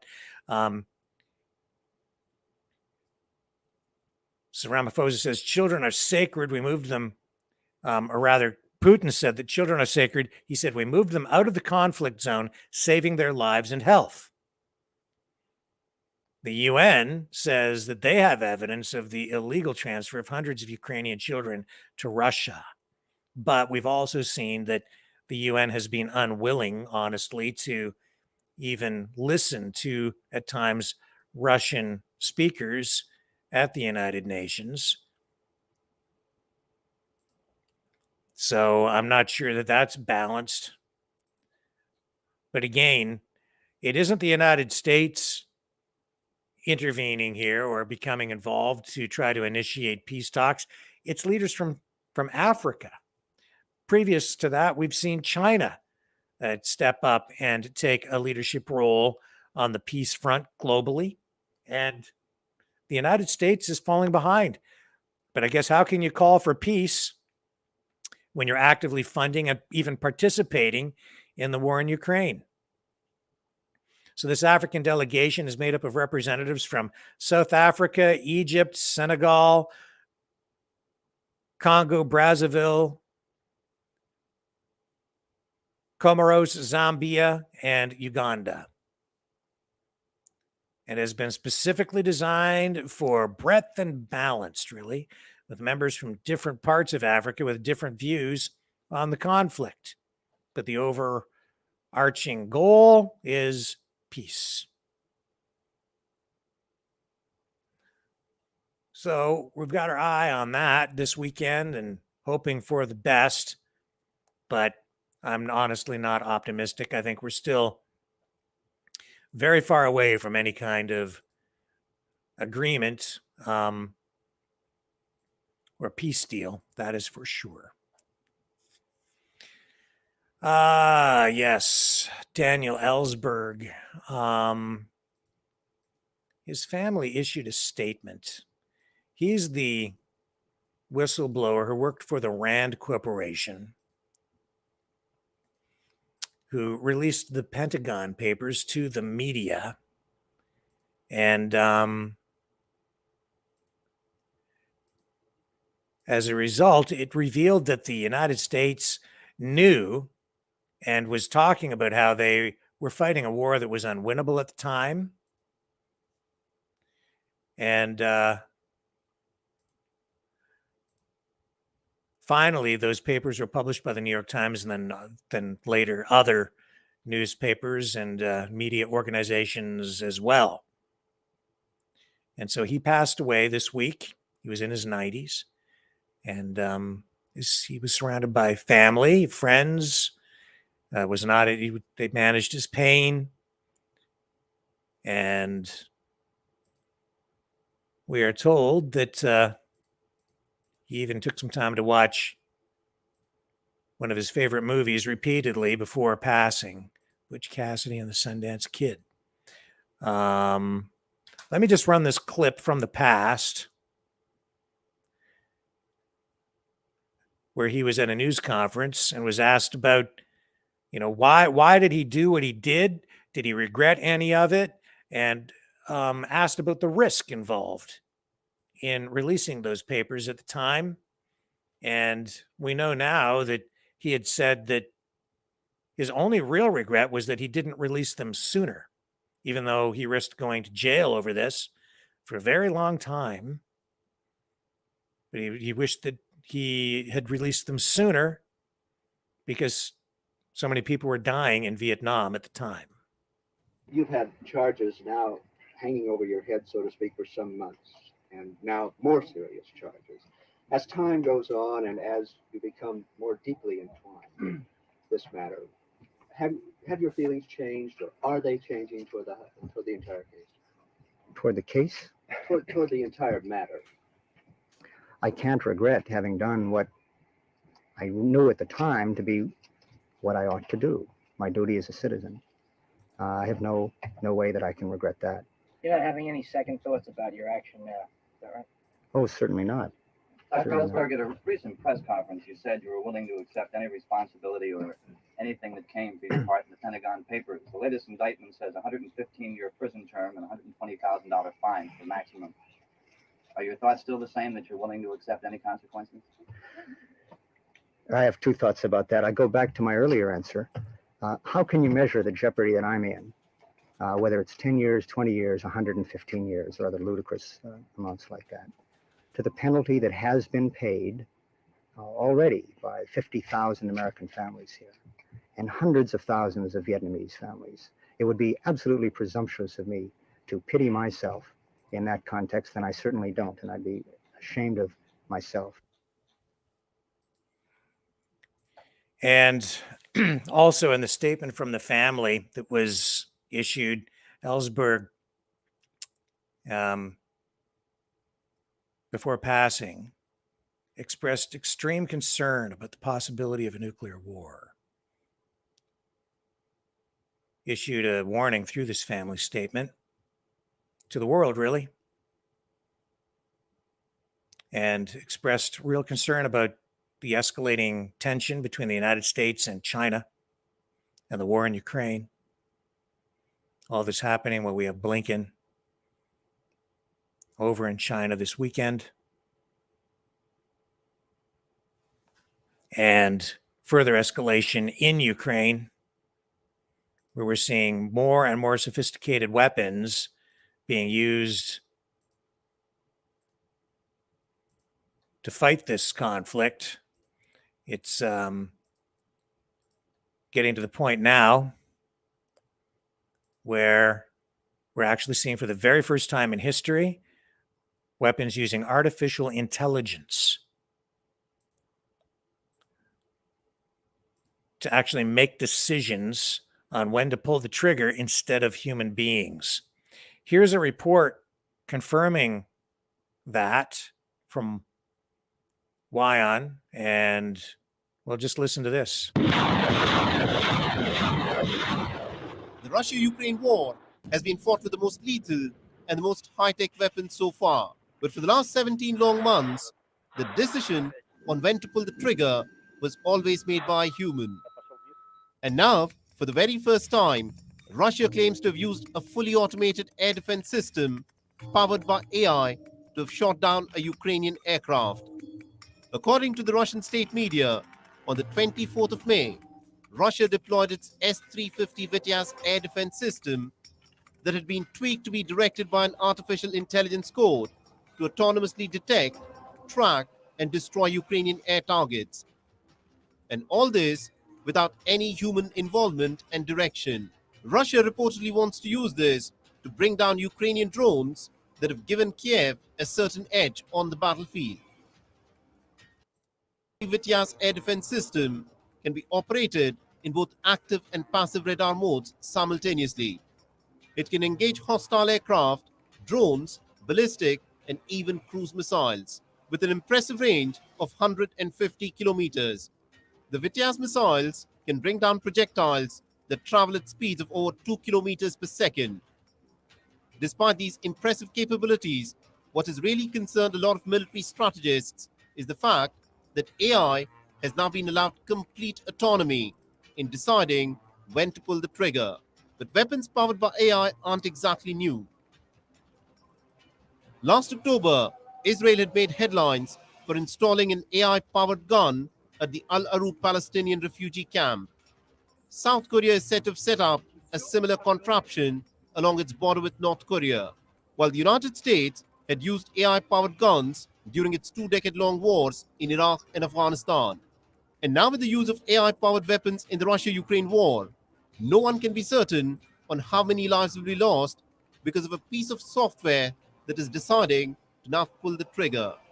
But what is certain though is that defense manufacturers are expecting some pretty big-ticket orders worth billions of dollars in the next few months. The CEO of Rheinmetall, a German defense manufacturer, was candid enough to admit this. We expect many orders to be placed in the coming weeks and months. Many billions of euros to be placed also for Rheinmetall. We are on the right track. We are producing artillery shells almost at full capacity because the demand is there. The international demand is very high, and as said before, we will boost our production from 450,000 to 600,000 rounds next year. We expect to work at full capacity next year. So the defense manufacturers who are working at full capacity this year also expect to work at full capacity next year. This must give you an indication of how long the Ukrainian counteroffensive is likely to drag on for. While defense manufacturers strike deals in air-conditioned offices, the soldiers on the battlefield are fighting a desperate war. As this body cam footage of a Ukrainian soldier will show you, on the battlefield, death lurks at every corner. Wow. Artificial intelligence, machines making the decision on when to launch a missile. Pull the trigger, not a human being, for the first time ever in history. How dangerous is that? What if the machine goes berserk? What if there's a virus? What if the enemy gets a hold of, what if, they insert a virus or malware into the system? What could go wrong? Stop worrying, Rick. It's strange how in Western society we've become so desensitized to all of this that we're not even afraid, I don't think, anymore of nuclear war. People just seem to think it's something that we can do, get away with. But we should be very, very afraid of it. And I think this artificial intelligence technology,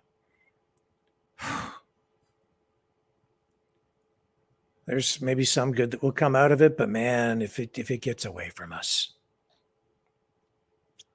we could be in a lot of trouble. We've seen in the past, right, with false alarms. It was human intervention, a human decision that saved humanity, where a human being realized that, no, probably not a good idea to launch the nukes because it doesn't make any sense. And then it turns out to be a false alarm. But what if it is artificial intelligence? What if it is? We've seen computer systems go berserk and warning systems in the past. This has actually happened where they saw there were reflections off clouds that sensors took to be a missile launch, but it was a human being who delayed things and prevented us from blowing each other up. But if there hadn't been a human being there, if that had been an artificial intelligence system and it was getting garbage information in, and it makes a garbage decision going out to launch the nukes when there was no threat, then the other side launches too, and we are all toast. I don't mean to scare you, but maybe that should be incentive enough at this point for all of us to put pressure on government to find a way forward in peace and find strength through peace, not peace through strength.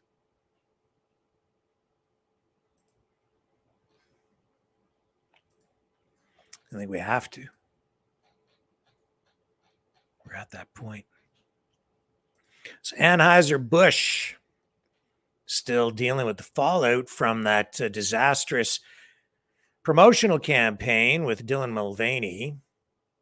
The CEO of Bud Light issued a statement. He says, "We hear you." After losing their number one selling spot in America,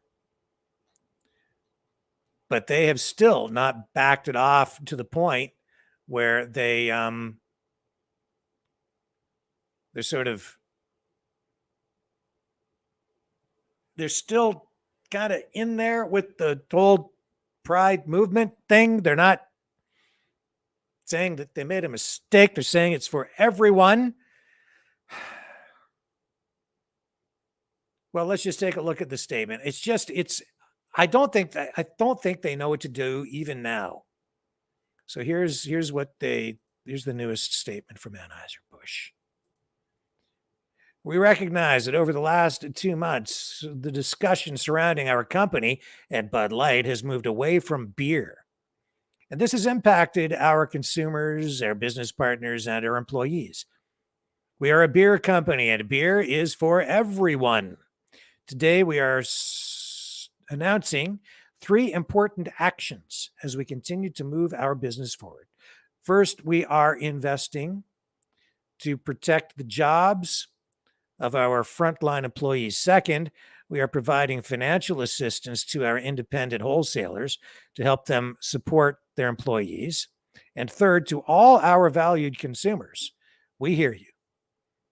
Our summer advertising launches next week, and you can look forward to Bud Light reinforcing what you've always loved about our brand, that it's easy to drink and easy to enjoy. As we move forward, we will focus on what we do best, brewing great beer and earning our place in moments that matter to you. Here's to a future with more cheers. But beyond that, it isn't really clear where they stand on the issue. They took a stand when they engaged in that marketing campaign with Dylan Mulvaney, and it cost them. But now they're, addressing it, but not really addressing it. I don't know at this point how you deal with the damage, because it's a political, a social hot potato.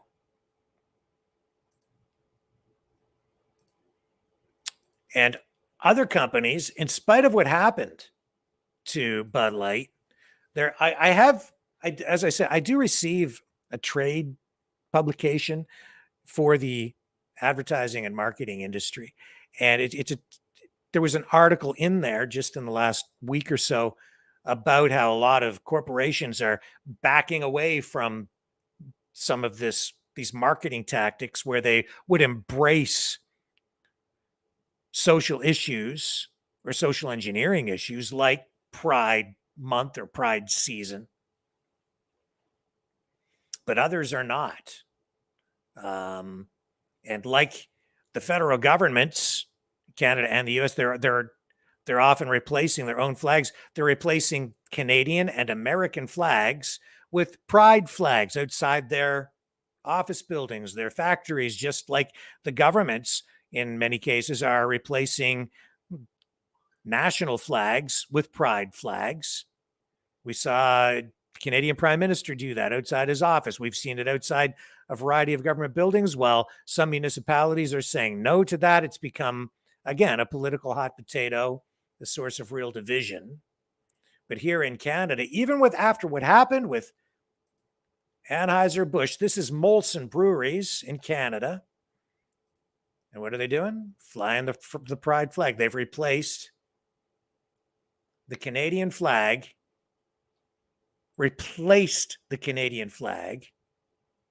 with the pride flag outside their facility. It's private property. It's their flagpole. They can fly whatever they want on it. But some people would say it would be more appropriate, if anything, to fly it beside the Canadian flag or below the Canadian flag. But when you replace a country's flag, that is like an indication of capture. When you take over a country, you capture their flag and you take it down and you put yours up. This is a political movement. And because it's a political movement, it seems very inappropriate to me to be flying the flag in replacement, to replace a country's flag If you want to draw attention to or recognize a charity, a community group, some social initiative that isn't so much political but is community based without being highly political, then you fly it alongside or you recognize that organization in another way. But I don't think it's appropriate to, this is my opinion, to replace a country's flag with a flag that is steeped in politics, especially, when you consider that the sovereignty of a country is based in politics. The country is run by politicians and bureaucrats. It is entirely political. Everything about government is political. And so to replace the national flag, which is supposed to be in many respects, it's supposed to represent all people and all the people from the country who are, who have a variety of political views. You're now saying that this political organization takes precedent, and bam, right there on top. It really makes me uncomfortable. And that's why you're seeing, I think, on the other side at these demonstrations now, children and others stomping on pride flags at demonstrations. They throw them down onto the streets now and they stomp on them. And that, again, is something that you would do if there was some sort of an overthrow of government or a war going on, or an anti-war demonstration or some other huge political protest, which is exactly what these demonstrations are. And so you would see you've seen the American flag at protests burned and stomped on the ground. You've seen the same thing in other countries, right? And yet it's a pride flag. Would people burn and stomp on a United Way flag or a flag for cancer research or some other community group? No, you don't see that happening because those groups are not that politicized. There's a political element to everything, but not to the degree that we see here with the pride flag, which has become, in many respects, a flag that is very much in the same vein as, say, flying a Black Lives Matter flag, which is a political group. It's a political organization. And it would be inappropriate, I think, to take down a Canadian or an American flag or the flag of any other country, frankly, and run the Black Lives Matter flag up the flagpole to replace it. That signals political capture, social capture, capture of sovereignty even. Concerns me deeply. I think it should concern everyone, honestly. And here's just another quick look at some of what's been going on with the Dylan Mulvaney fallout. There's Dylan Mulvaney sipping a Bud Light. And there's a Bud Light sign with a big circle and a line through it.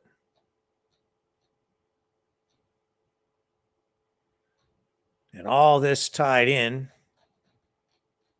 to the controversy surrounding drag queen story times and all the demonstrations that we're seeing. It's gotten to the point now where it's daily demonstrations. Just doesn't end. The hits keep on coming. So Barack Obama was interviewed. This was on a CNN audio podcast that was hosted by David Axelrod, who was Obama's former senior White House advisor.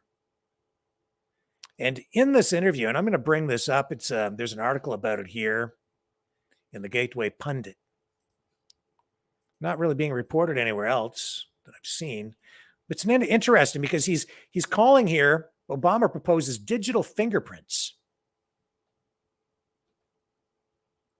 He wants the implementation of digital fingerprints online to assist government, the regime, if you will, in regulating viewpoints that are not aligned with their agenda. So this proposition was made during this interview with Axelrod. And during the interview, Axelrod brought up misinformation, disinformation, deep fakes, which we've talked about here extensively. And he asked specifically about these deep fakes that have been directed at Obama himself. And then Obama responded by saying, as I've told people, because I was the first digital president, when I left office, I was probably the most recorded, filmed, photographed human in history, which is kind of a weird thing.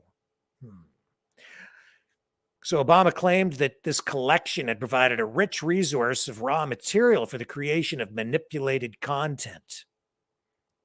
He said, went on and said that usually all the deepfakes start with like some version of Obama doing something, dancing, saying dirty limericks or whatever, right? That technology's here now. So Obama went on and expressed concern about this coming up election cycle. And he says if government doesn't control what they call misinformation or opinions that oppose them, it could impact the election results. And he says, recall current Secretary of State Tony Blinken was reportedly behind the effort to pull together a list of government intel leaders to claim that the Hunter Biden laptop was Russian disinformation to help Biden with his election. That's what the article is saying here. That's not Obama saying it, just to clarify. And in addition, it says here, Obama spread the false claim that then candidate Donald Trump conspired with Russia to secure his victory in 2016. That is true. That's been debunked. It's obviously, it was all part of the big scam, the hoax, whatever. Obama advocated for the development of watermarking or digital fingerprint technology to tell apart true news from false news.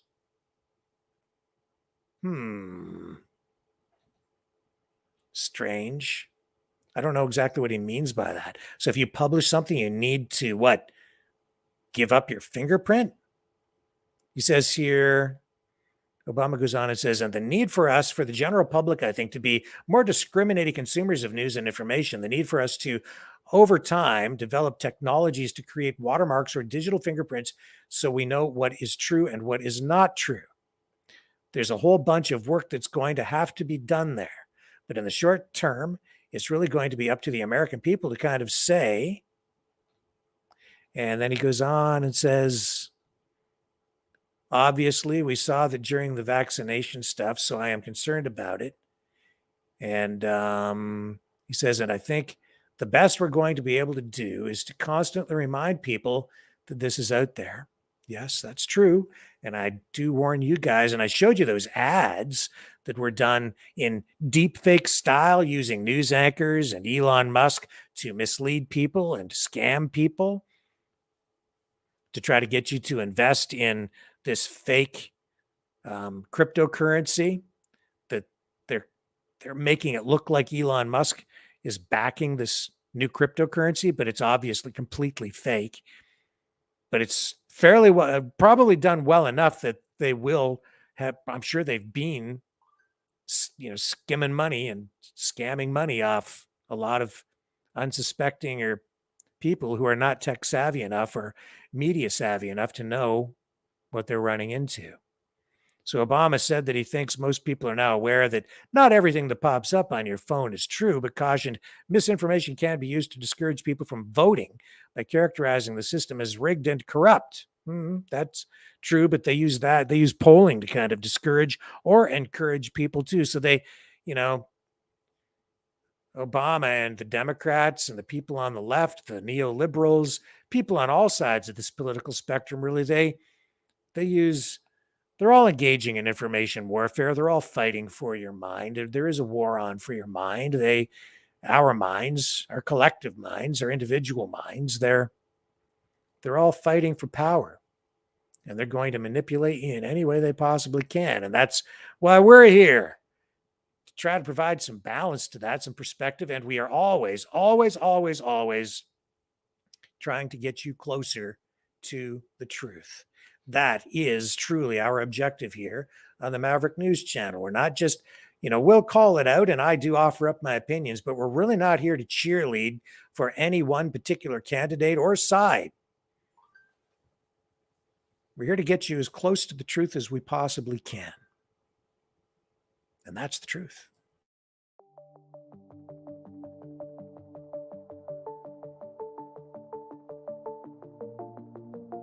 Greetings, brave Mavericks.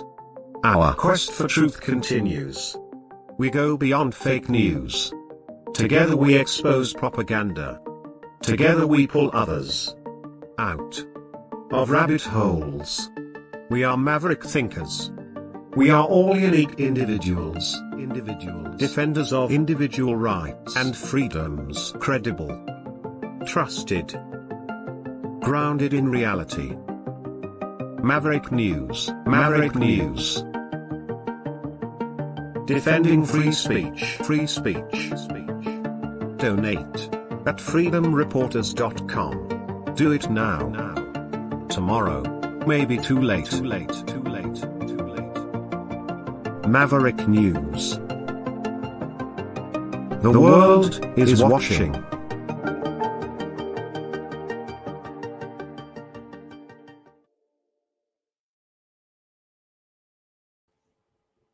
So just to put a little perspective on that Anheuser-Busch story too, it's my understanding that they've now lost something like $34 billion as a result of the fallout from the Dylan Mulvaney fiasco. Wow. And then there have been a variety of polls. Just to go back to politics for a moment. You know, a lot of candidates on the Republican side running against Trump. Not as many running on the Democratic side, on the Democrat side. But here's another poll showing that RFK Jr., this being reported by The Hill, that he holds 15% support in a Democratic primary poll. So it says that he has double-digit approval and favorability in his rating. And this is a new Harvard Caps Harris poll. And in this poll, it says Kennedy has 15%, 21% saying they have a favorable view of him, 15% saying that they would support him. And so he's on the rise. He's an environmental lawyer, as I think many of you already know. And mainstream media is saying his bid is a long shot. And this poll says that Biden still dominates the field and has 62% support. I know that other polls have not been as favorable for Biden. And other polls do have RFK Jr. polling even higher than the 15%.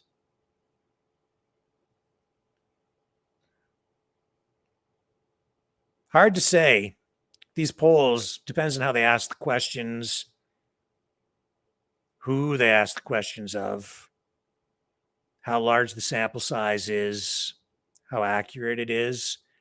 And sometimes I think these polls are fabrications. They're cooked in order to get a specific result and to do exactly what Obama just said, that artificial intelligence and these deep fakes and so on are often meant to do, which is to suppress voter turnout or to manipulate public opinion in a way to get people to act in a particular way, to either have more people vote or fewer people vote, and certainly to vote in favor of whatever it is you want them to vote in favor of. But I think the polls are cooked in just that way because they're often used as a tool to do exactly that, to screw with people's minds. You know, everybody likes a winner. Everybody likes to be on the winning side. Not everybody, but a lot of people do. It's a huge factor. When you see a candidate who has momentum, public opinion starts to move even more in that direction. And pretty soon you can have a runaway train just because people jump on the bandwagon. They want to be on the winning side. A lot of people say, I don't want to throw my vote away, and they'll vote for just whoever they think has the momentum to win. It's a very strange phenomenon.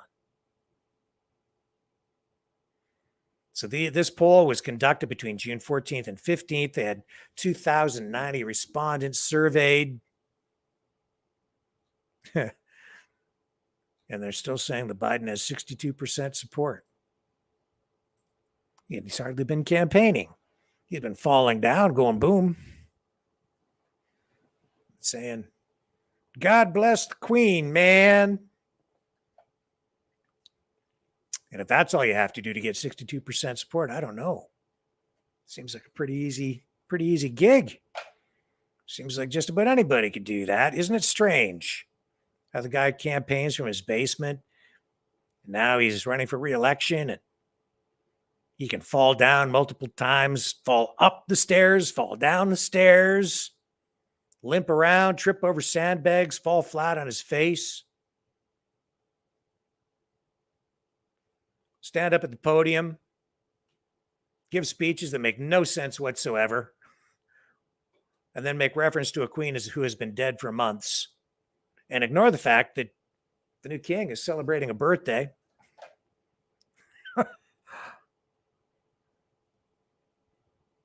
And he still gets 62% support. Pretty weird. Democrats are hardly democratic. Their system is set up in a very fascistic way. They've acknowledged it. I mean, it's not a conspiracy. It's not a conspiracy theory. It's just reality over there. It's not really a very democratic process. The Democrat Party, they kind of pick who they want to be their nominee, who it is that they want to run. The grassroots, yeah, they have these primaries and things, but at the end of the day, the whole system is set up so that the elites running the party, they actually get to choose. So it's a very difficult path forward for RFK Jr. That's why Biden has 62% support. That's the truth. But if he continues to fall down and go boom, if he self-destructs, if he gets to the point where he literally can't put two words together anymore, then maybe then RFK Jr. might have a path forward to the nomination. But short of that, I wouldn't hold out a lot of hope because their system is very fascistic. And that's why a lot of people were laughing when that graphic came up on the screen on Fox News that called Biden a wannabe dictator. It was up for something like 27 seconds this past week, then was taken down. And there have been some kind of conflicting reports about what happened to the guy in Master Control who put that graphic up on the screen. Some say he was fired. Some say he resigned. Either way, Tucker Carlson made hay with it during his podcast, which was another way of giving the middle finger to his former network, which canned him and he's done this via Twitter, of course, where he's getting millions and tens of millions of views. Kind of stating the obvious. Here he is again. On Tuesday afternoon, the Biden administration had Donald Trump arrested. It was a pretty big news story. You may have seen it. Just before 9 p.m. that night, as part of its coverage, Fox News ran two live video feeds next to one another. On the right, Donald Trump addressed his supporters in New Jersey. On the left, Joe Biden spoke at an event for the Secretary General of NATO in Washington. Beneath those videos at the bottom of the screen, Fox's banner read this way, quote, "Wannabe dictator speaks at the White House after having his political rival arrested." Those words were up for less than 30 seconds, but the effect was immediate. Inside Fox, the women who run the network panicked. First, they scolded the producer who put the banner on the screen. Less than 24 hours after that, he resigned. He'd been at Fox for more than a decade. He was considered one of the most capable people in the building. He offered to stay for the customary 2 weeks, but Fox told him to clear out his desk and leave immediately.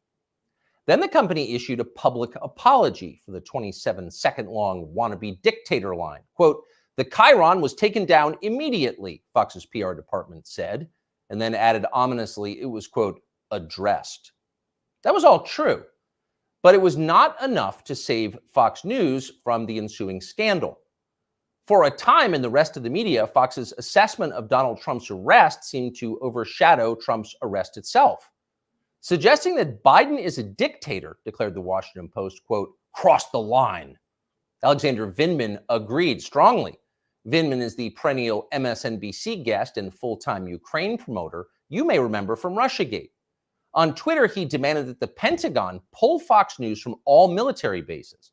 It is, quote, absolutely unacceptable for American Forces Network to carry programming that directly, spuriously attacks the commander-in-chief of American Armed Forces, Vindman wrote.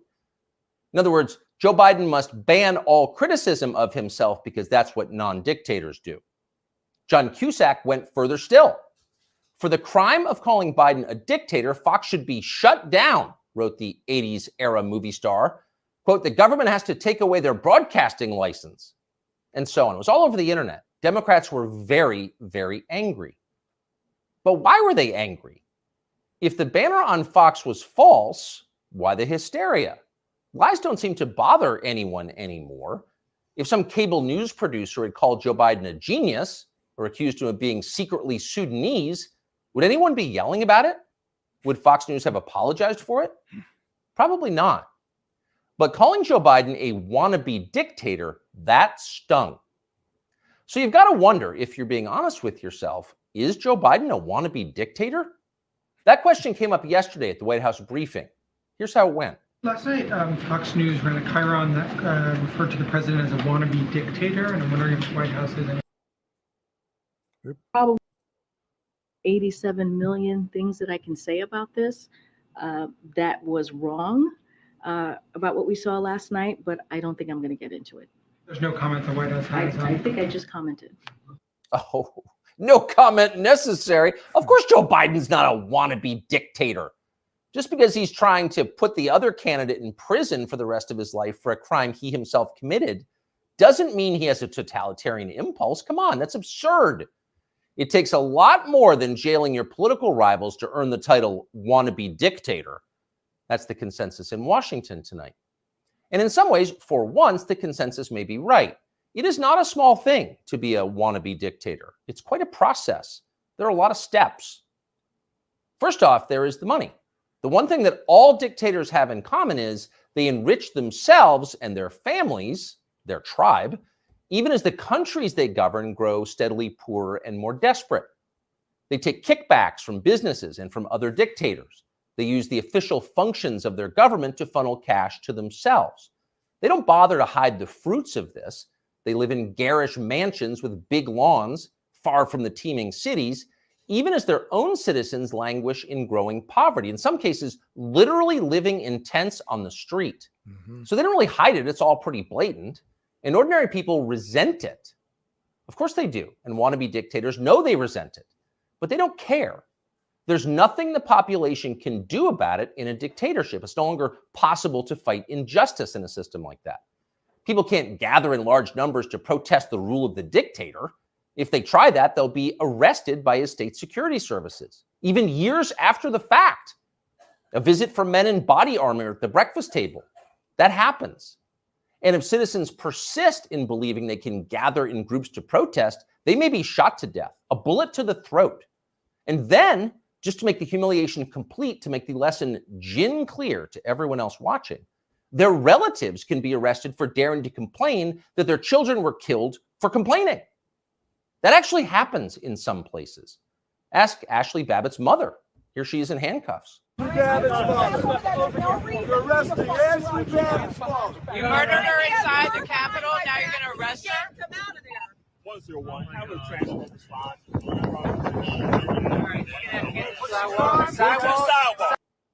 So don't be like Ashley Babbitt's mother, much less like poor Ashley Babbitt. She's dead now.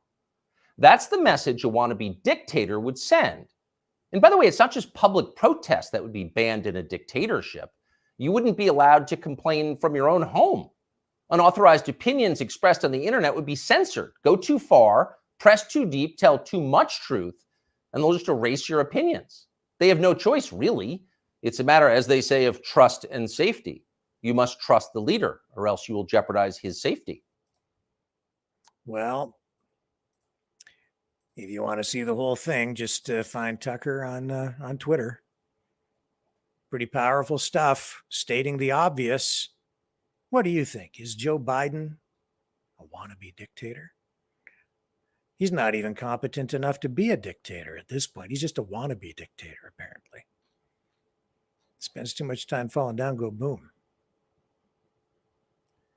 Yeah. So what do you think, guys? Tell me in the comments here. Is Joe Biden a wannabe dictator? Let's get some of these comments up on the screen tonight. Come on, man. What do you think? Is Joe Biden a wannabe dictator? Now, there's a poll we should run. Is Joe Biden a wannabe dictator? I'll tell you what, I'll set up a poll and we'll get it up on the Maverick website for tomorrow. Is Joe Biden a wannabe dictator? Yes or no? Vote often, vote now, vote tomorrow, vote this evening, vote in the comments section right now. Share your thoughts. Here's Goodfellow who says nobody in this world is taking Biden seriously. I don't know. What does that mean? Like, do people take him seriously? I think people take his position seriously, and I think people are worried because he's clearly not all there. Anasty says, yup, he's a wannabe dictator. And Gina says, yes, he is, Rick. And Alicia says, Obama and Clinton Biden just want ice cream. Yeah, that's true.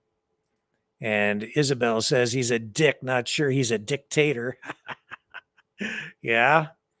And when I look back at different video clips of Biden through the years, he really has been a world-class dick. He is a jerk. Look at the way he's spoken to people over the years. The arrogance, the flow of testosterone that finds its way out through his vocal cords. I always found him to be very abrasive, arrogant, condescending. I don't know how he ever found his way into the White House, why people supported him. I just never understood. It has to be money, the way he manipulated the system in order to garner the kind of support that he's had and to get propelled to that position. But as a result, I think you also end up being very controlled. So as much as he looks like he's in the position of power, I don't think so. But man, what a jerk he has been over the years. And Tommy Temper says Biden is incapable of making real decisions. Yeah. Rhea Timmerman says yes, wannabe dictator. Goodfella says he doesn't even know what dictatorship is. I don't think he knows whether he's coming or going. I don't know if he even knows he's president half the time. Steve Harvey says dictaphone. That's a pretty good one, and maybe more of the most accurate statement so far. David says Biden is a puppet, doesn't have a clue. Bon Pearl says maybe there will be a fight over who is the biggest dictator. LOL. Real Canadian Rage YT says he's racist. Yeah, well, we've seen comments like that over the years from Biden, which certainly have been racist, no doubt about it.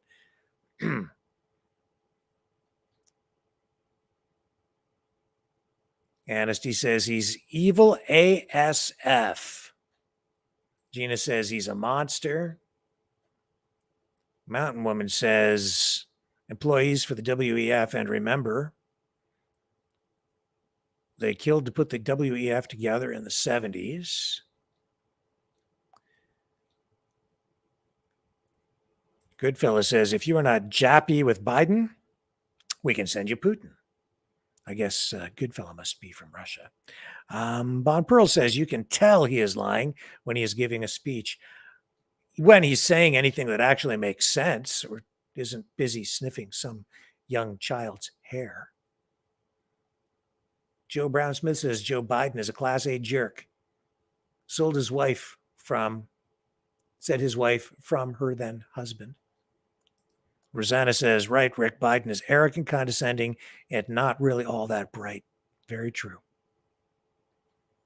So now you actually have a guy who's never been very bright, who is clearly going senile. It's a bad combination, a dangerous combination. It's putting the entire world at risk, honestly. All of humanity. And that is the truth. He should not be in that position. Should not be. Von Pearl says he is just sad to watch. Yeah. And Helmet says, for certain, he is just a fake actor. We know he is the third one alive. Well, we've seen some pretty strange videos of him, haven't we? And strange speech patterns. I can't say for certain one way or the other on that, but there does seem to be some inconsistency in his presentations, his persona, even sometimes his appearance a little bit. I speculate that it's sometimes a combination of makeup and maybe even stimulants. Either they jack him full of a lot of caffeine, or who knows, man, maybe they pop him full of Roger Ramjet pep pills, where they put him on stage to speak sometimes, where he actually starts to have enough energy to get through a speech. But you can't, even then he just gets into some babbledy gook in the middle of all of his speeches. He just can't get through something without screwing things up. Just a brief comment. Back to that horrific crash out in Manitoba on the Trans-Canada Highway that we told you about yesterday. 15 people killed when a semi-truck and a bus collided. 10 people sent to hospital, 15 others seniors killed in that accident. And now police saying that the driver of the semi-truck had the right of way. The investigation, I don't think, is completed yet, but they've already come up with that determination. And it doesn't make it any easier for the families or the communities affected by this. And by the community, I think what you're really looking at is much of the country, much of Canada, directly impacted by this story. I think that bus was on its way to a casino, a tour bus. So we'll be hearing more about that in the days ahead. But worth a mention as we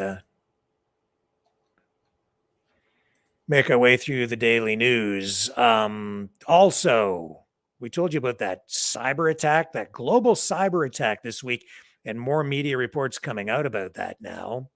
And we've seen over the last 24 hours on the Canadian front, the Toronto Dominion Bank had trouble processing direct deposits for many people who have direct deposit payroll. People couldn't get their money. Now, I've received some messages from people saying it was other banks were affected by this too, but I have not been able to confirm that at this point. TD Bank is saying that they have now restored their system, that the problems have been resolved. They have issued an apology, and they're promising refunds for NSF check fees after their day-long outage of service for direct deposit. And they said it was a batch processing issue, saying that computers were failing to process large volumes of data. They're saying it was a batch processing issue that affected multiple systems. What exactly the root cause of that might have been, I'm not sure. If you were affected by this, you can contact your local branch or contact the bank directly with their toll-free number, which you can look up online quite easily, but it is 1-866-222-3456. And that'll get you into touch with somebody over there at the TD Call-In Center, and they can assist you. And on the U.S. side, we've seen this week that government agencies have been dealing with a global cyber attack, but on the U.S. side, a number of government agencies, including the Energy Department, were targeted in this attack. Mainstream media, more of them beginning to pick up on this story. It was originally CNN that broke the story. And so as a result, I was somewhat skeptical of some of the information in there because I know that a lot of their coverage is tainted by government influence. But it is a real thing, apparently. Here's Forbes reporting on it tonight, picking up on the coverage. All the major networks now grabbing it. Some mention in independent media. They're saying, oh, that's the wrong one. Sorry, here we go. We want to bring up this. So here's the Forbes article. It says a global cyber attack targeting a widely used file transfer service has hit multiple U.S. government agencies. And they're blaming a Russian-speaking criminal group. The Department of Energy was among the impacted agencies. That coming directly from a spokesperson at the Department of Energy, who has said that records from 2 DOE entities were compromised as part of a wider attack on MoveIt file sharing software. The Cybersecurity and Infrastructure Security Agency hasn't named any other targeted government agencies, but a senior CISA official has issued a statement to the media saying a small number were victims, and the list doesn't appear to include the intelligence community or military. So far, the government has not received any extortion demands or observed any data leaks. But again, I think that when you're dealing with something like this, the information we're receiving has been heavily filtered and heavily managed. What the full extent of this is, I don't think we know. But of course, the administration, the government, these government agencies, they're blaming these cyber attacks on Russian government-backed groups or lone Russian actors. And that is what we've been seeing and hearing for many years. And we've seen, I think there's probably some truth to these claims that foreign governments like Russia, China, could be other countries as well. Who the heck knows sometimes? Sometimes it's made to look like it's coming from one country when in fact it might be another one who's very good at what they do, and they make it look like it's another country initiating or perpetrating these acts. And whether any of this had anything to do with the TD situation, I do not know. No reference made to it by TD, though. You would almost think that they would want to blame it on something like that so they wouldn't have to accept full responsibility. On the other hand, if they acknowledge that their financial computer system could or was compromised in any way by an external force, some sort of cyber attack like that, it would undermine to some degree public confidence in their bank. And confidence when it comes to a bank is everything, just as it is with government, but more so with a bank. You want to make sure that your money is secure, not just your money, but your personal information as well. And with the government, I want to know that the systems are secure because these are the guys who, again, have all the weapons. And soon, artificial intelligence. Well, they have the artificial intelligence now. Are they employing it? Mm-hmm, probably. Oh, I think they probably are. To what degree, I don't know. But we're seeing, for the first time, use of AI on a battlefield by Russia. We're seeing huge advancements in AI on the consumer front, and you know that when they allow the consumer, the average citizen, to have access to technology at a certain level, even if it was, the early days of the internet. The internet had been around for a long time. The government, it was a military secret for a long time before they ever let the public have access to it. They were worried about it. They knew it was going to change society dramatically. And as a result, they knew it was going to have political impacts, security impacts. It was going to change the way we communicate, the way we work. And they didn't let the public have it for quite some time. It was a military secret. So if we have AI, even at this elementary level that we have it now, or this rudimentary level, primary level, imagine what the government and the military have to work with already. I can't imagine. I can tell you this, though, it scares the living daylights out of me. I think we all need to be worried about it. Hug your families. Tell your loved ones you love them. Make the most of every day. Cherish it. Society is changing at a pace that we've never seen before. Is Joe Biden a wannabe dictator? Well, he's heading up a fascistic government, in my view, a corporatocracy, where we have a combination of corporations and government working hand in hand, public-private partnerships, employing new technologies that have never been unleashed on mankind before, and we do not know where they are going to take us. I'm optimistic, but I'm also petrified. Tonight, I showed you a president who falls down all the time, who can't string coherent thoughts together when he gets up to speak in front of people, who forgets that the Queen is dead. It says, "Long live the Queen." Man, the Queen is not around to live anymore, Joe. She's dead. This is the guy who's at the helm on this 17th day of June 2023, where we're seeing artificial intelligence change the very fabric of our society, as we see conflict spiral out of control, while firefighters wrestle to put out wildfires that send massive plumes of smoke wafting over U.S. cities from Canadian places of origination.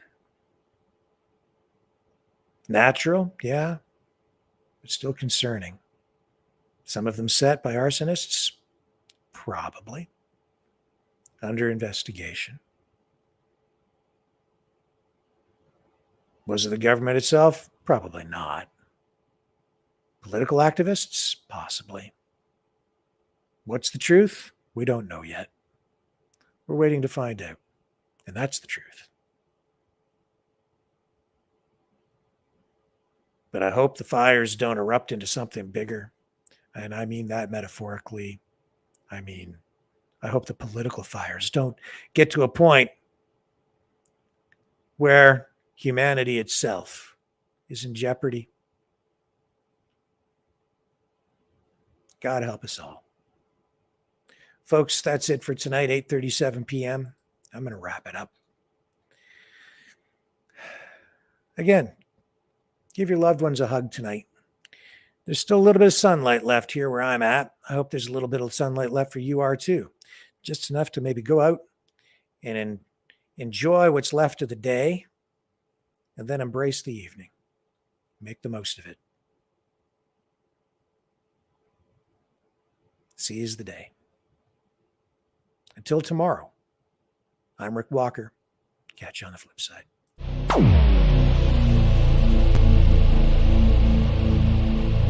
This has been a Maverick Multimedia production.